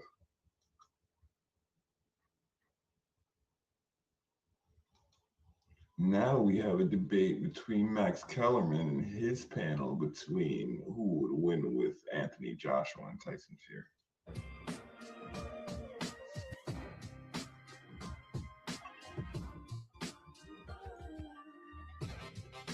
Live from Los Angeles, this is Inside the Ring Boxing's official show of record. I am your host, Max Kellerman. Joining me to my right, a former heavyweight contender and now world-class trainer, Malik Scott. What's up, Max? Going on, Malik? What's up, baby? To my left, the man whose baseball team has the second highest payroll in the sport, yet still finds a way to be in last place. Of course, I'm talking about his New York Mets. That's Rings Magazine senior editor, insider, Mike Kopp. Yes. Hey, how many games have the Yankees lost in a row now? Still in first place, though. That's how they're so good that they can lose 5 and still be in first place. One-run games. Don't disrespect my Yankees. And to Mike's left, the man who truly lives the motto, brothers before others. Unless we're talking about Manny Pacquiao. That's right. Former all-decade NFL running back and future Pro Football Hall of Famer, Shady McCoy. That's right. Talk about that Manny. And coming up on today's show, we will chat with one of the very greatest fighters in the history of boxing, Manny Pacquiao. He will join us live in studio, and we'll also be joined by one of Zuffa Boxing's newest signees, the power-punching Edgar Berlanga. But right now, it is time for the lead hook. We start in England, where former two-time heavyweight champion Tyson Fury made his return after a 16-month hiatus against Arslanbek Makhmudov. Are you telling me I'm saying Makhmudov's name wrong this whole time? I think it's Makhmudov. But Makhmudov. All right. I've been saying And Makhmudov. he won Tyson Fury by unanimous decision. Let me tell you why I was impressed by this, guys. Makhmudov is limited in certain ways, and he's had not a stamina problem exactly, but he gasses a little toward the end. He's a big, strong guy, carrying around a lot of muscle. I thought he was in very good shape for this fight, but he is a big. Saying he's limited in certain ways is very vague. You got to elaborate on that. Let's see if Max Kellerman actually does, or is he just trying to get clicks? Strong, determined, power-punching heavyweight. He's hungry, and he fought that fight like he meant it. He came out to win, and if Tyson Fury was a shot fighter, if Tyson Fury was, I'm not saying he was what he was 5 or 6 years ago, but if he wasn't still around his prime, he loses that fight, Malik. I think he was pulling straight back at times. You know, Tyson Fury makes you miss with slick upper body movement. When those reflexes go a little bit, and a 250-pound man is winging those shots, you get knocked out. Absolutely. But he is actually in control of basically the whole fight. The whole time, Makhmudov, everything that he was swinging, he had bad intentions on. And at times, 16 months out, Fury did get clipped a couple times, no problem. What I was really impressed with most, Max, was every time in the clinch, Fury was working. Every time, working the free hand. So that goes to show that he wasn't just there. Fury's in weirdly good shape. I don't know what it is about him, if it's just his willpower or what, but his body looks crazy, but he'll withstand any circumstance in the ring. Here to get through it. No, he wanted to be there and dominate. And even though Makhmudov has lost before, I've never seen him get dominated like that round after round after round. Yeah, I thought Makhmudov won He the was going back and first forth 2 before, rounds. yes. I gave him the first 2 rounds, and then Tyson Fury the next 10. The dust wore off and the rust wore off. And you seen the Gypsy King do what the Gypsy King does. He made that fight look easy. I like it just because of he's been away for 16 months. So the first 2 rounds, you've seen that. But when he wanted to, he's working that jab, overhand right. He did everything he wanted to do. And then in the clinch, Malik, you right about that. Normally times you see guys, the big guys, they're tired and holding. Not him. He's hitting, pushing him off him. So I love what I've seen. And real quick, I know it's all about Tyson Fury. Don't you do it. AJ, leave that boy alone, bro. Leave that boy alone. We're going to get to that. How much of prime Tyson Fury you think is still left after what you saw? I think, he's really close to his prime. Like you said, Max, is he at his actual prime? No. His peak? No. But I thought he was very close to it. I was ringside in London, and Tyson Fury, the legs looked really good to me. That's Yes, always it the biggest did. thing, right? With an aging heavyweight. And you could tell that as the fight gone on and on and on, Fury shook off the rust more and more, especially those last 4 rounds. I thought he was really sharp. He was throwing a lot of punches. Fury definitely is the person who thrives in negative societies in the fight. So like when you hurt him is when he performs better. He was in shape too. You know what it reminded me of? And Malik, you may have at least studied up on this era. But after Muhammad Ali beat George Foreman for the heavyweight title, when he re-won it, he's a 2-time champion. He fought guys before Manila, because Manila really took it out of him. But like Ron Lyle, he had a couple of fights after he beat Foreman. Was Corey in it? No, where Corey he's was before. Yeah, that's before he re-won the title. Both Corey fights, but he had a couple of those fights where, oh, that's a credible guy. That's an aggressive guy. Ali is clearly not what he used to be, but man, he's still good enough to dominate these those, guys. dominate those guys. Good fight. He looks that way to me. Like if you are not an elite fighter, and Fury trains for the fight, like he didn't. He's being gracious, but he didn't train to fight in Ghana. No, he did not. No, he did not. But if It was Fury so is obvious. it's obvious, if Fury is actually training for the fight, and you're not an elite fighter, ain't gonna happen. 'Cause even like the 10th, 11th round, he was on his toes moving. Yeah. I said, oh, look at him. The big man was dancing. He showed every attribute that he's always shown. I can only imagine how he will look 2 fights from now. Meantime, speaking of his next fight, he calls out Anthony Joshua. He said he wants that fight next. By the way, you notice in this, maybe it's because it's an era of social media, everyone's mic skills in this game are much better than they used to be. It's much closer to WWE, right? Than it used to be to the old boxing days. But he wants the Joshua fight next.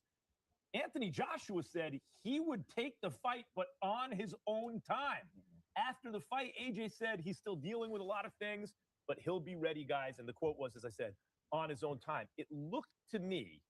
Word is AJ is supposed to get a tune-up fight with Deontay Wilder and then go to Tyson Fury, which I would love to see. Like AJ was staking out a negotiating position. How did it look to you? Yeah, I think it was a power move from Anthony Joshua and Eddie Hearn to say, hey, we're the ones in control. Obviously, they are not, right? Tyson Fury's the cash cow. Yes, he is. I'm the landlord is what he right. said. Come on. Yes, He's the 10th. Let's be real. But I liked it. It was a great line.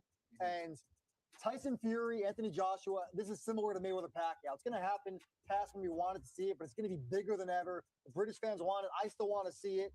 I just don't think Anthony Joshua is as close to his prime as Fury is. Meantime, you think it's like a 50-50 fight, right, Shady? 50-50. That was a good one, man. It's a Monday. Got to be a Monday.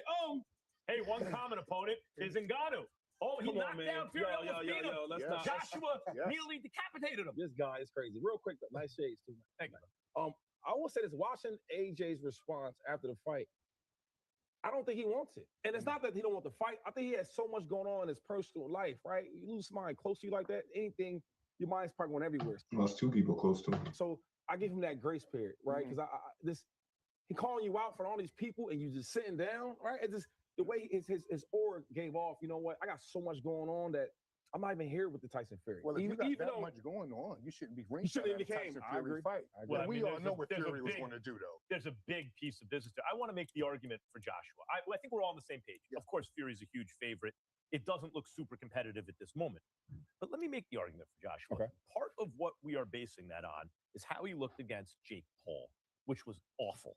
But you can see that sometimes when a boxer fights a non-top flight boxer in a kind of exhibition-y circus type of fight, he won't be at his best. For example, the way Tyson Fury looked against Ngannou, right? Yes.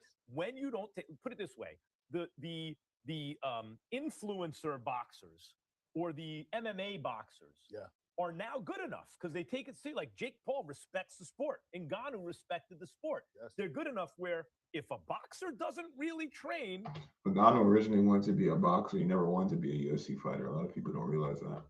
they kind of look like they're on the same level. So keeping that in mind with the Jake Paul fight, yes, he got stretched by Dubois.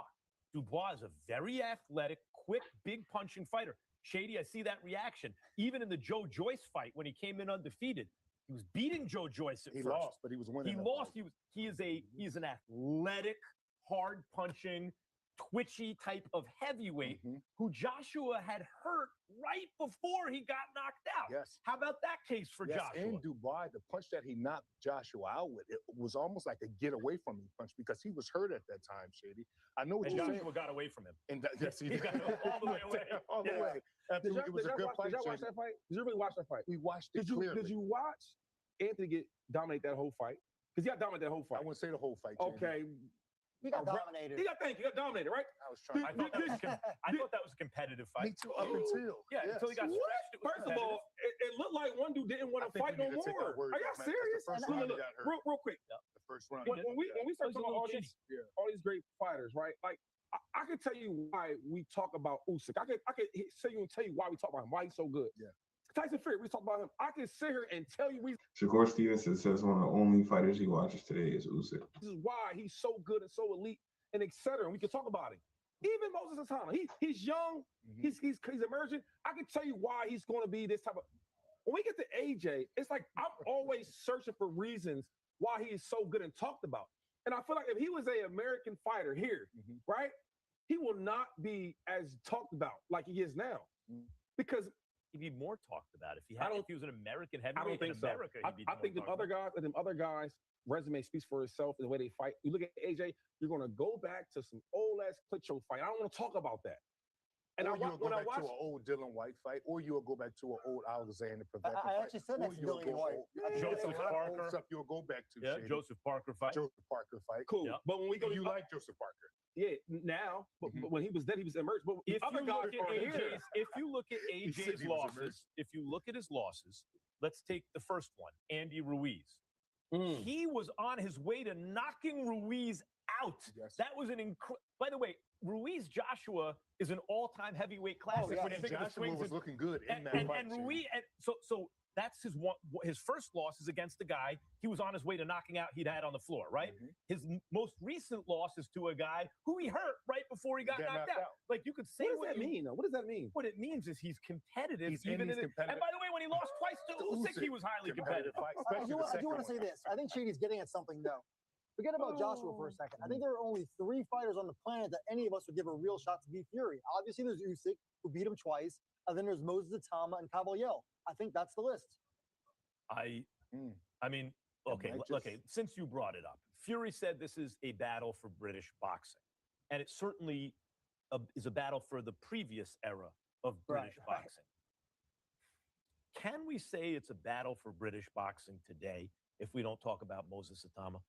Can you have a battle for British boxing when this dude in his last fight looked like someone crossed Pernell Whitaker with Mike Tyson, right? Yes. Like Literally, he's a in that- in southpaw. those 2 comparisons. Too. Yeah, he's a southpaw who's outboxing you in the pocket with hand speed and counter punching and upper body movement and stuff. Yes, And then he's a vicious finisher.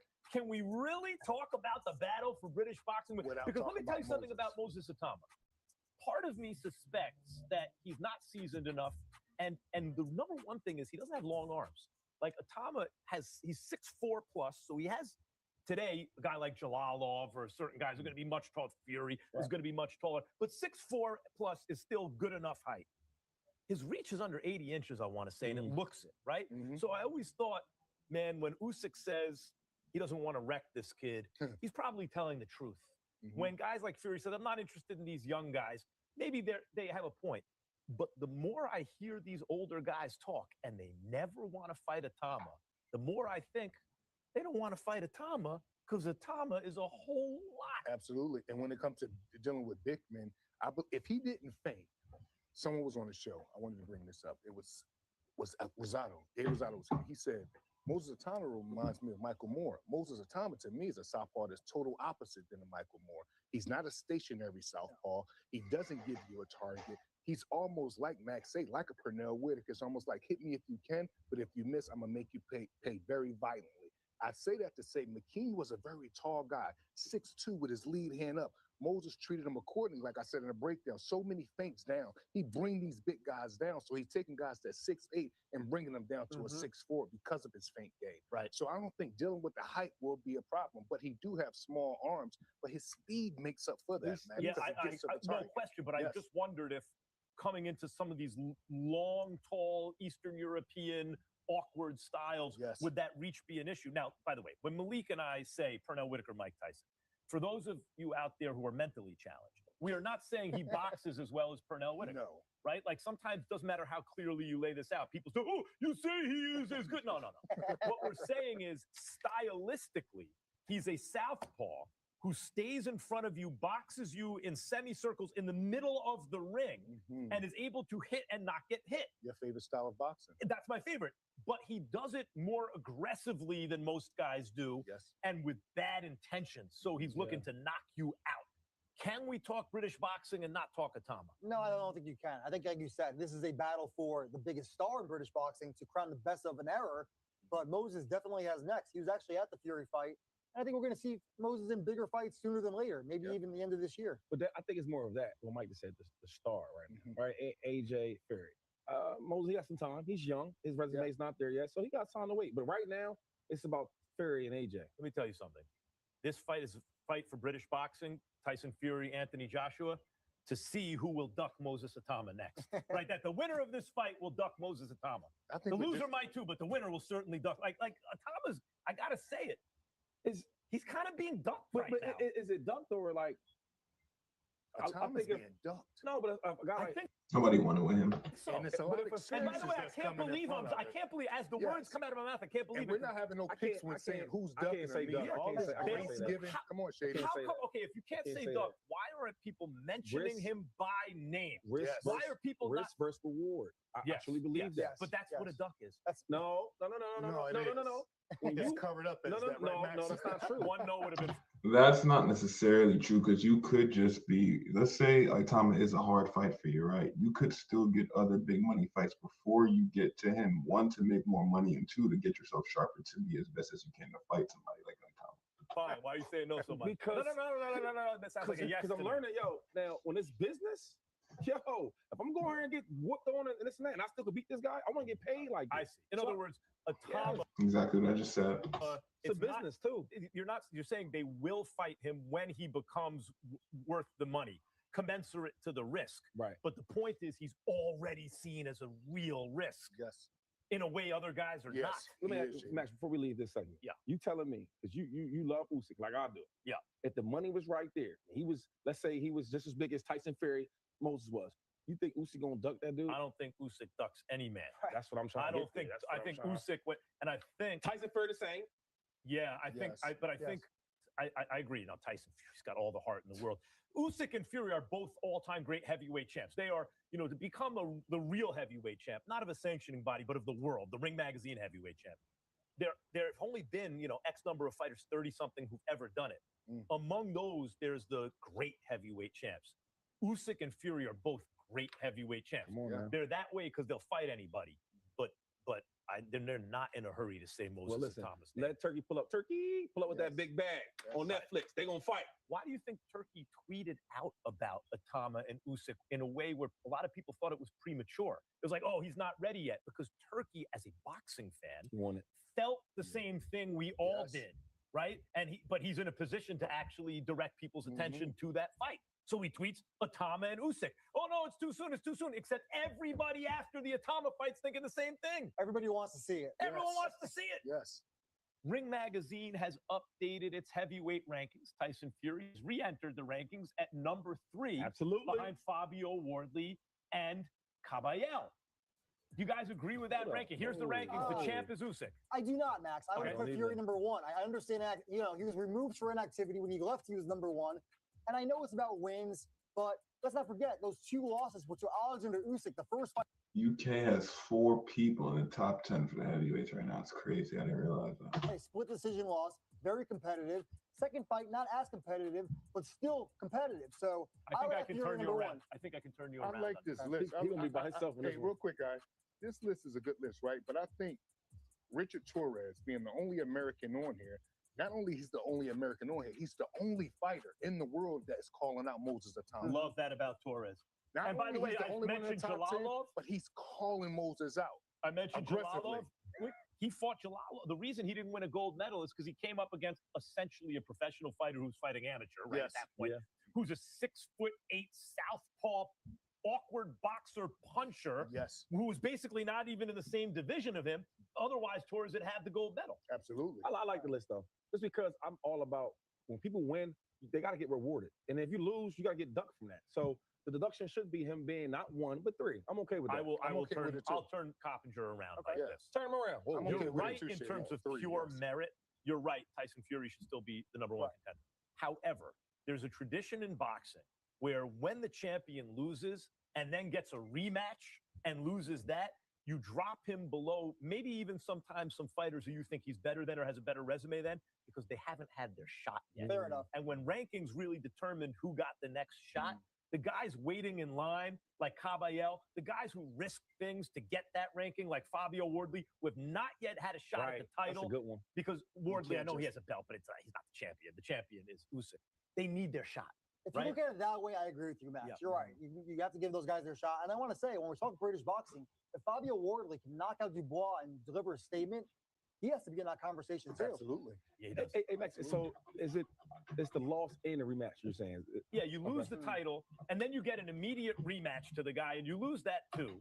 Now there are guys waiting in line. You held the title for all this time. Yes. You defended it. You lost it. You got another crack. Fabio Wardley hasn't had a shot at the real title. Caballel is waiting patiently for a shot at the real title. If he lose the rematch and he just lost, where would you put him at? I would still probably have him number 1 because he would deserve the next shot, in my opinion. I Just think because you shouldn't be allowed to stay number 1. I don't think so either. You lost. But I'm saying if you're the heavyweight champ and you lose a competitive fight to the guy who's now champ, if they keep you number 1 in the rankings, okay, you deserve a rematch. Like you look at your resume. Rewarded. That's what I'm saying. You lost. No, that's fair, Max. When you get the rematch, yes. Yeah, once you get the rematch and you That's fair. After the rematch, you're saying. Yeah, because look at his resume for the last 5, 6, 7 years. Look at all You're- the guys he's beaten together. But the guy like You do have to take into consideration the resume. Anybody could lose in boxing. but a guy like Worley who's winning, right? Give him. He should jump over him because you lost. He won After 1 loss? Yeah. I think the champ deserves a rematch. Yes. After the rematch. But I'm saying if you Especially don't when get it's the rematch, I'm saying if you don't get the rematch, right, and he loses, You got to go down. It's like the whole Canelo thing. Like I love Canelo, but yo, there's no way you should still be there. Canelo did go down though. He was champion and he went to Yeah, one. I know, that's but going down. but Crawford, going down. I know, but Crawford, he's left, right? He's gone. Retired. But he did drop, is what I'm saying. If Canelo was 1, he would have been 2 right now. You go from champion to 1. Yeah, right. I guess. So you're right. Like that, I guess. But I turned Cop around. I told you I would Yeah, watch this, and I there did. you go. Go loop around. By the way, and Moses is ranked right because there are guys who are more accomplished at heavyweight than him, so he's at 6. I think those rankings. By the way, most of the ring rankings, almost always, if you don't exactly agree, it's pretty damn close, right? Yeah. Huh? Look at that. For those watching on YouTube, head over to the Zone to catch the rest of the show. Coming up, we get into Conor Benn versus Regis Prograis. This is Inside the Ring. Yes.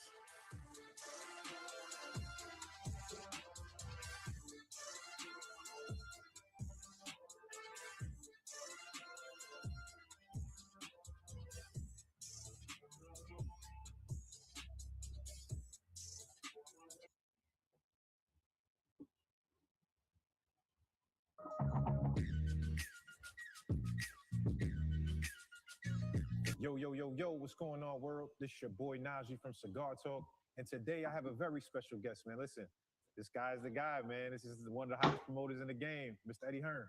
How are you, mate? Amazing. How are you, sir? Liking your new abode. Very cool, yeah. It's like my Manhattan flat. Yeah, I like, know. You know what I'm saying? I was at the press conference yesterday.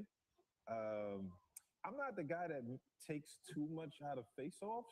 Sometimes, once in a while, that one was interesting. Yeah, like, they didn't. 5 minutes. Yo, dude, Yeah. they just wouldn't stop. Yeah. It was like it was a thing. Did you take anything from that? I think that, to be honest, it's a big moment for both guys. Like, Xander's come onto the scene. He's an incredible young talent. I mean, like, ability, marketing, promotion, one of the hottest in the game right now. Then you've got Boots, who has already been doing it in Philly. Like, everyone been talking about him for a long time, but hasn't yet had this kind of fight and this kind of moment. Yeah. And I think that's quite refreshing in a fight because you get two guys who are probably a little bit edgy. Generally builds to a great event on the night because they'll be super sharp and super dialed in and excited. I mean, that's the key. Like, this isn't a Canelo fight where it's like he's doing it again. He's done it 20 times before. This is two young studs who are putting it all on the line on the biggest stage with 2 belts on the line. So yeah, I liked it. I like Xander. I can't knock him. I mean, especially at 23, it's crazy. Like that you're willing to take this risk. It is crazy. You know, it kind of, to me, because of the I didn't realize Xander's eyes was 23. age, has like the young, I really don't give a shit kind of attitude. But that's about dangerous. It is. Like that's dangerous as a competitor because I'm kind of sitting there going, wait a minute.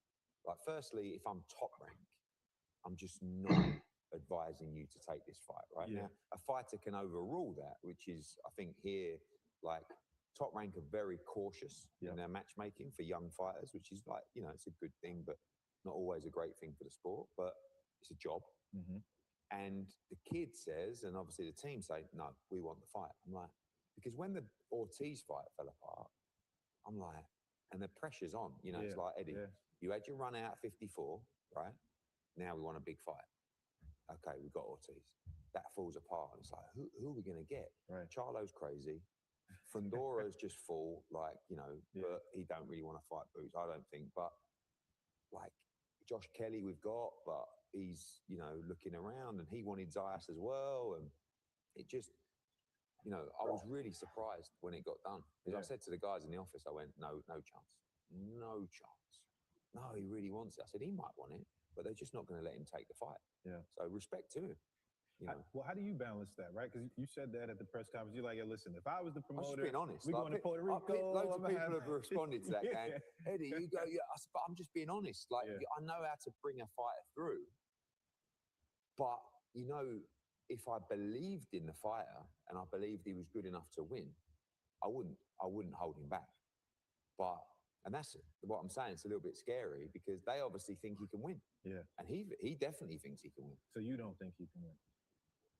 I mean, listen, it's a dangerous fight, but I think I'm very confident that Boots not just wins, but puts a performance together where everyone goes, wow.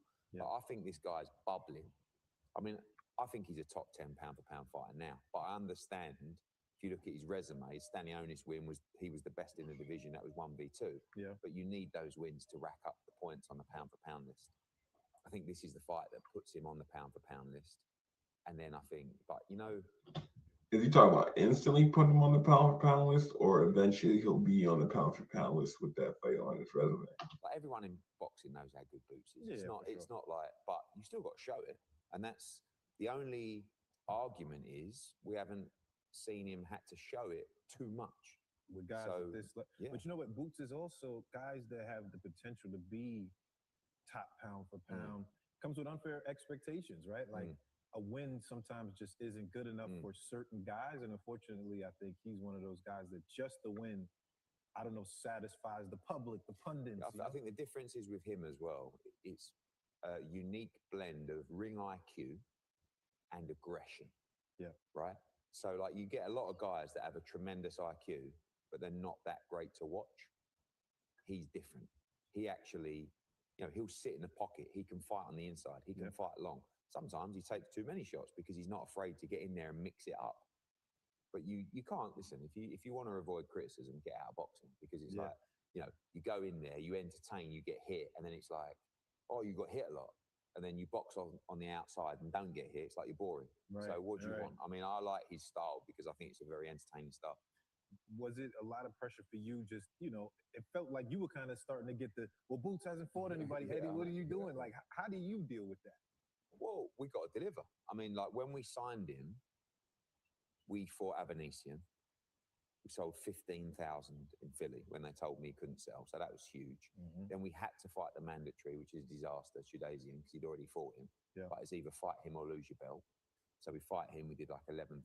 So then it gets the momentum of, Eddie, he's been with you for 2 fights now. Like you need to deliver. And then there was a lot of pressure to deliver that unification. We delivered Stanionis. He won that fight in Star, looked fantastic. That was at Atlantic City. In Like, Star. okay, he's moving to 54. It's like, okay, let's go straight into a big fight. Boots and the guy said, look, I would just quite like a fight at 54 before I gamble. I just want to feel the weight. I want to feel my body, which is very reasonable, but not to a boxing fan. You know. So then we do Lima. He destroys him in a round. Lima can actually fight, but obviously, We didn't see that. then it was like, oh, who's this guy? Yeah, Like, blah, blah, yeah. blah. And then it's like, now the pressure's back on. So we've done it again. We've delivered again. Yeah. And that's, you can be the greatest fighter in the world. If you don't get the opportunities, if you don't get the right fights, if you don't get the platform, it's all irrelevant. And the hardest thing with Boots is everyone knows how good he is. And it was like the Chudasian fight, which was a okay performance, allowed us actually to get the Stanionis fight. The second Because one. they watched that fight and The the second one. Yeah, But they watched that fight and they was like, actually, maybe he's could. beatable. Yeah. And then he destroyed Stanionis and everyone's like, whoa. Yeah. And I think here what will happen is, we got Josh Kelly as well, who beat Mertzalayev. We want to try and make Josh Kelly against Fundora. The winner of that fight fights the winner of Boot Zayas. You've got an undisputed champion. That's a good fight. Okay. I mean, obviously, we have to talk about the Virgil situation. I mean, what made that negotiation so difficult? Because with the Xander one, Xander told me, he's like, yo, we did this in a couple of days. It was easy. It was mainly the contractual dispute with Virgil and Golden Boy. I mean, that was the truth of it. I got to say, I don't think anyone didn't want the fight. I know that Virgil wanted the fight. I know he did. But obviously, he left Golden Boy. Golden Boy disputed that. And then they had a court cut. And it was like, that fight was pretty much there to be done. It's a little bit of a blessing because that fight, as good as it was, came with no belts. Yeah. So this fight now presents itself. Boots can become a two-time, two-weight, twice unified world champion, which you couldn't get through the Ortiz fight. Don't get me wrong. For sure. It's an unbelievable fight, and it will happen. But yeah, it was like when that fell apart, we were like. But I mean, even before the Golden Boy dispute, it felt like it was just. I'm just speaking from a public standpoint. I don't know privately what's going on, but it felt like it was a lot of back and forth, and it just couldn't come together. What was that like? That part, like why? So we had a meeting in the DAZN offices with DAZN and Golden Boy, and we agreed a deal, which was 50-50, which I thought more than fair. But Oscar said that he wanted an extra percentage for the winner. He said, backing his guy. Yeah. So I was like, cool. So we agreed 55-45 to the winner. And then it just pretty reasonable. Never really progressed. And from there, obviously later on, they had their differences and that's vague. Why didn't it progress? I don't know why it never really progressed. I felt like we left. So just say you don't know initially. Left that meeting with a deal. Really. Or maybe you do know and you're dancing around it. Yeah. But things happen, and then I think DAZN got quite aggressive on the fight and started sort of trying to say to Matchroom and Golden Boy, let's do it. We were making some momentum, then those guys split, and it just kind of slipped away. You know, I don't know. Like I said, I met with Virgil,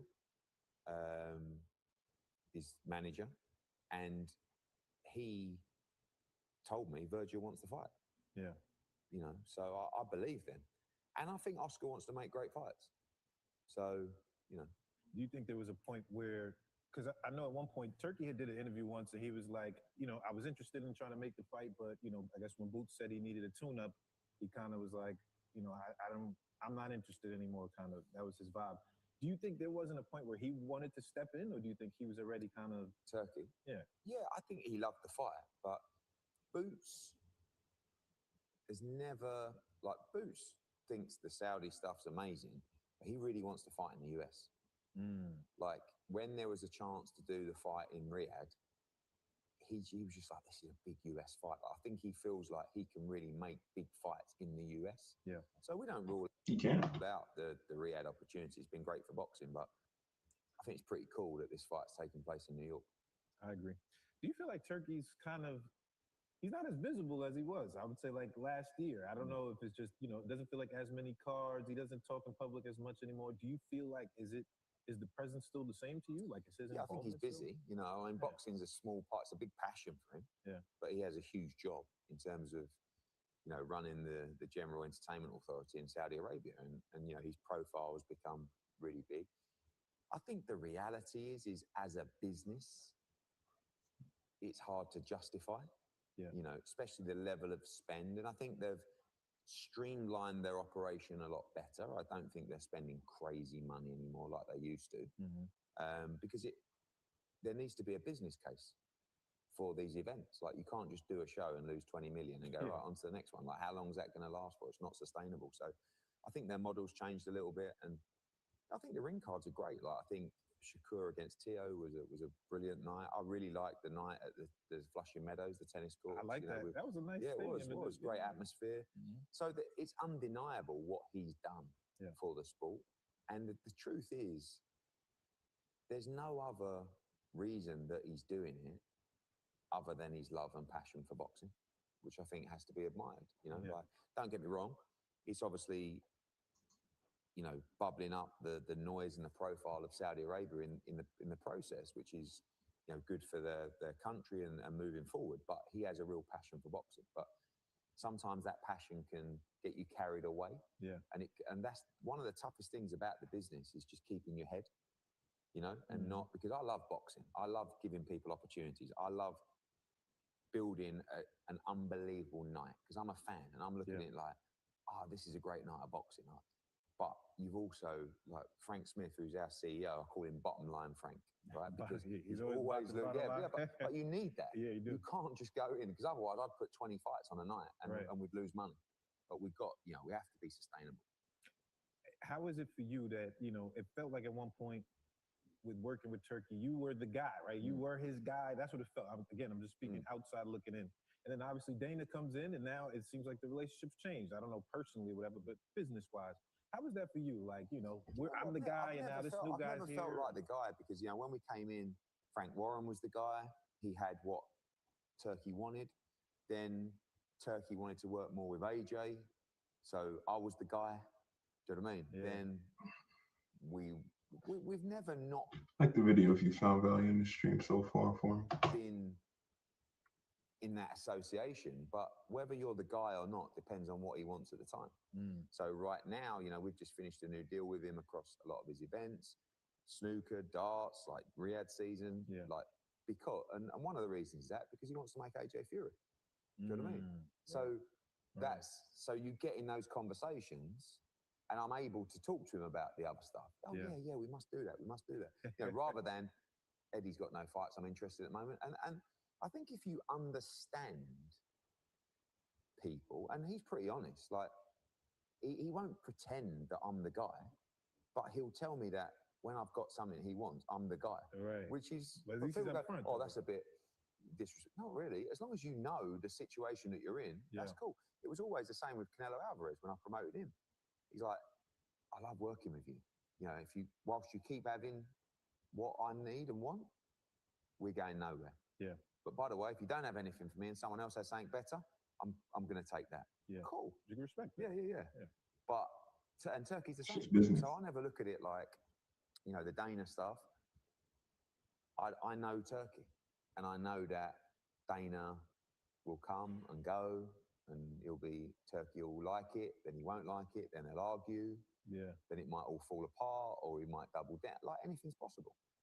I like what feels like a rivalry now with you and Dana. I kind of like it. You know, one is it's entertaining just to watch it, but two, I mean, I think there's something good about healthy competition, right? Like people going at it in that way.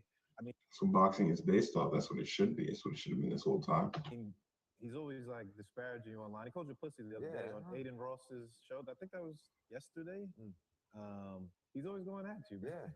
We've always got on pretty well, actually. I do respect him. I mean, the business that they've built is incredible. Like the UFC, I don't think the model's fair, but they make a lot of money. And then obviously he comes into boxing and just things change a little bit. You become a rival. It doesn't have to be nasty. But then he came straight out the gate really saying, you know, Eddie Hearn, these guys, they don't have any vision. And I'm like, are you crazy? Like, basically, every time we've met, you've always told me that I'm the guy in boxing and I'm the one that you kind of look at and know we do it properly. Now you're saying all this. So then I have to respond. You know, I come in interviews and Dana White said this about you. What have you got to say? Oh, fucking tell you know. And then it all begins. But you see, there's a lot of method to the madness, because I'm a UK promoter in the US. And Dana's doing my job for free. Really, like all he's doing is talking about me.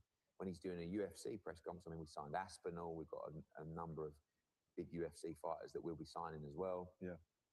Now he's doing his UFC press conferences. He's talking about me again. Do you know what I mean? So it's like, it's great for, and everyone's building this up as boxing right now is Eddie v. Dana. Cool. Right. Like, even if I lose, which I won't, that's the, you know, and everybody else is kind of bubbling down here. So I'm happy to be in the fight. Yeah. Because they're serious people. And if I can put myself in on that level in a 2-horse race, I'm very happy. But what they don't know is anything about boxing.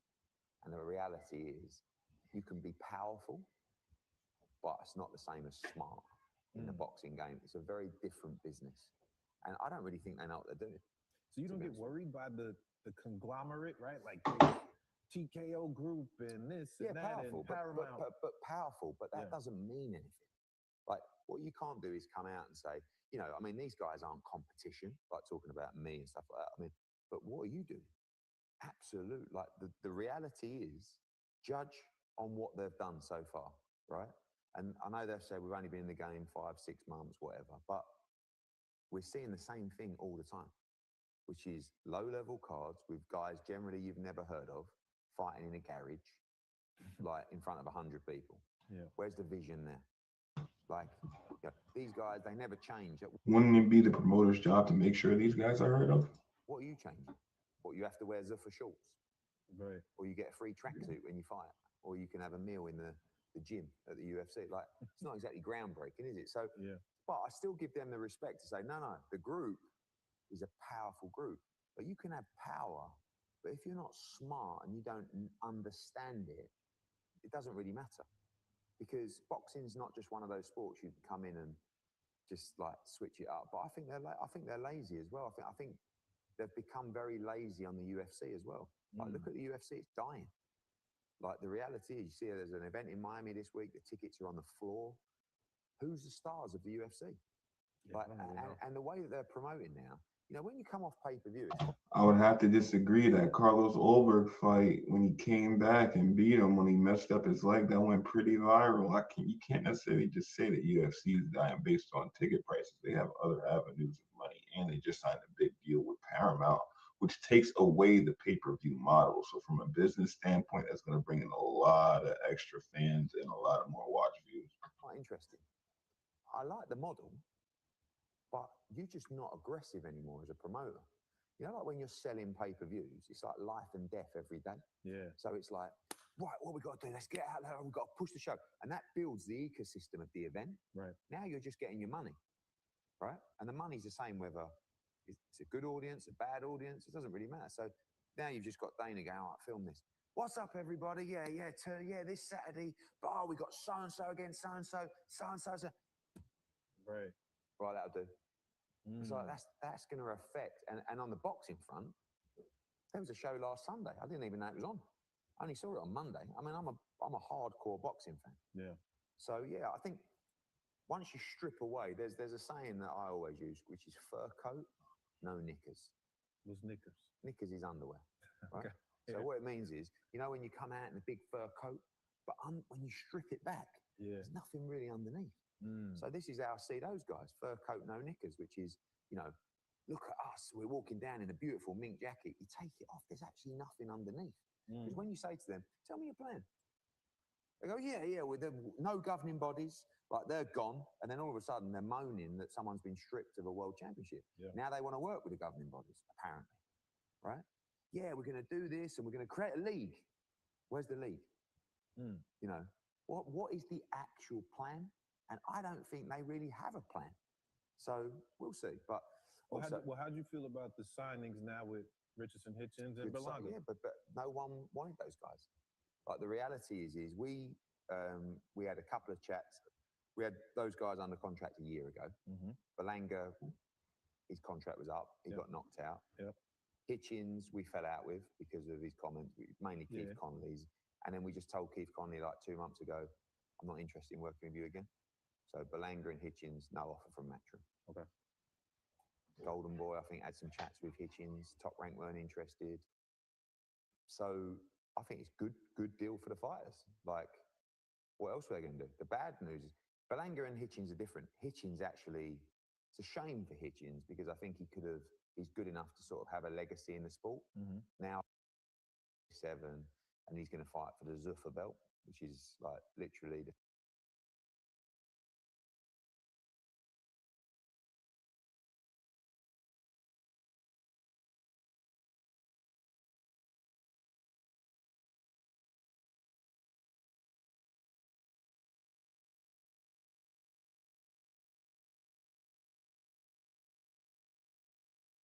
Carols.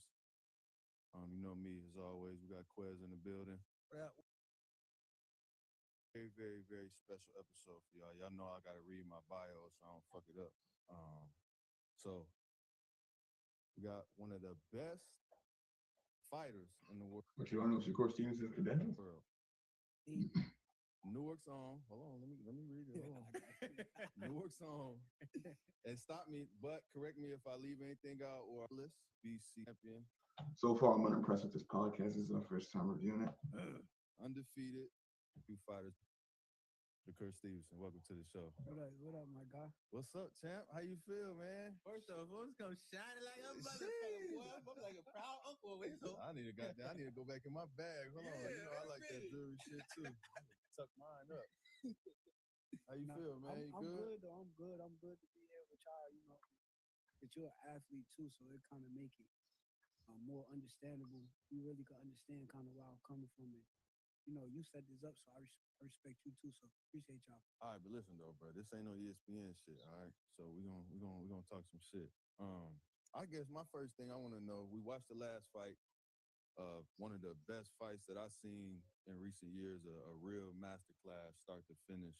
What's obviously I can relate to like the build up to training for the moment, right? You know what I'm saying? But like, what's it like after that? What's the shit that people don't see after you train, you work your ass off, you know what you about to do.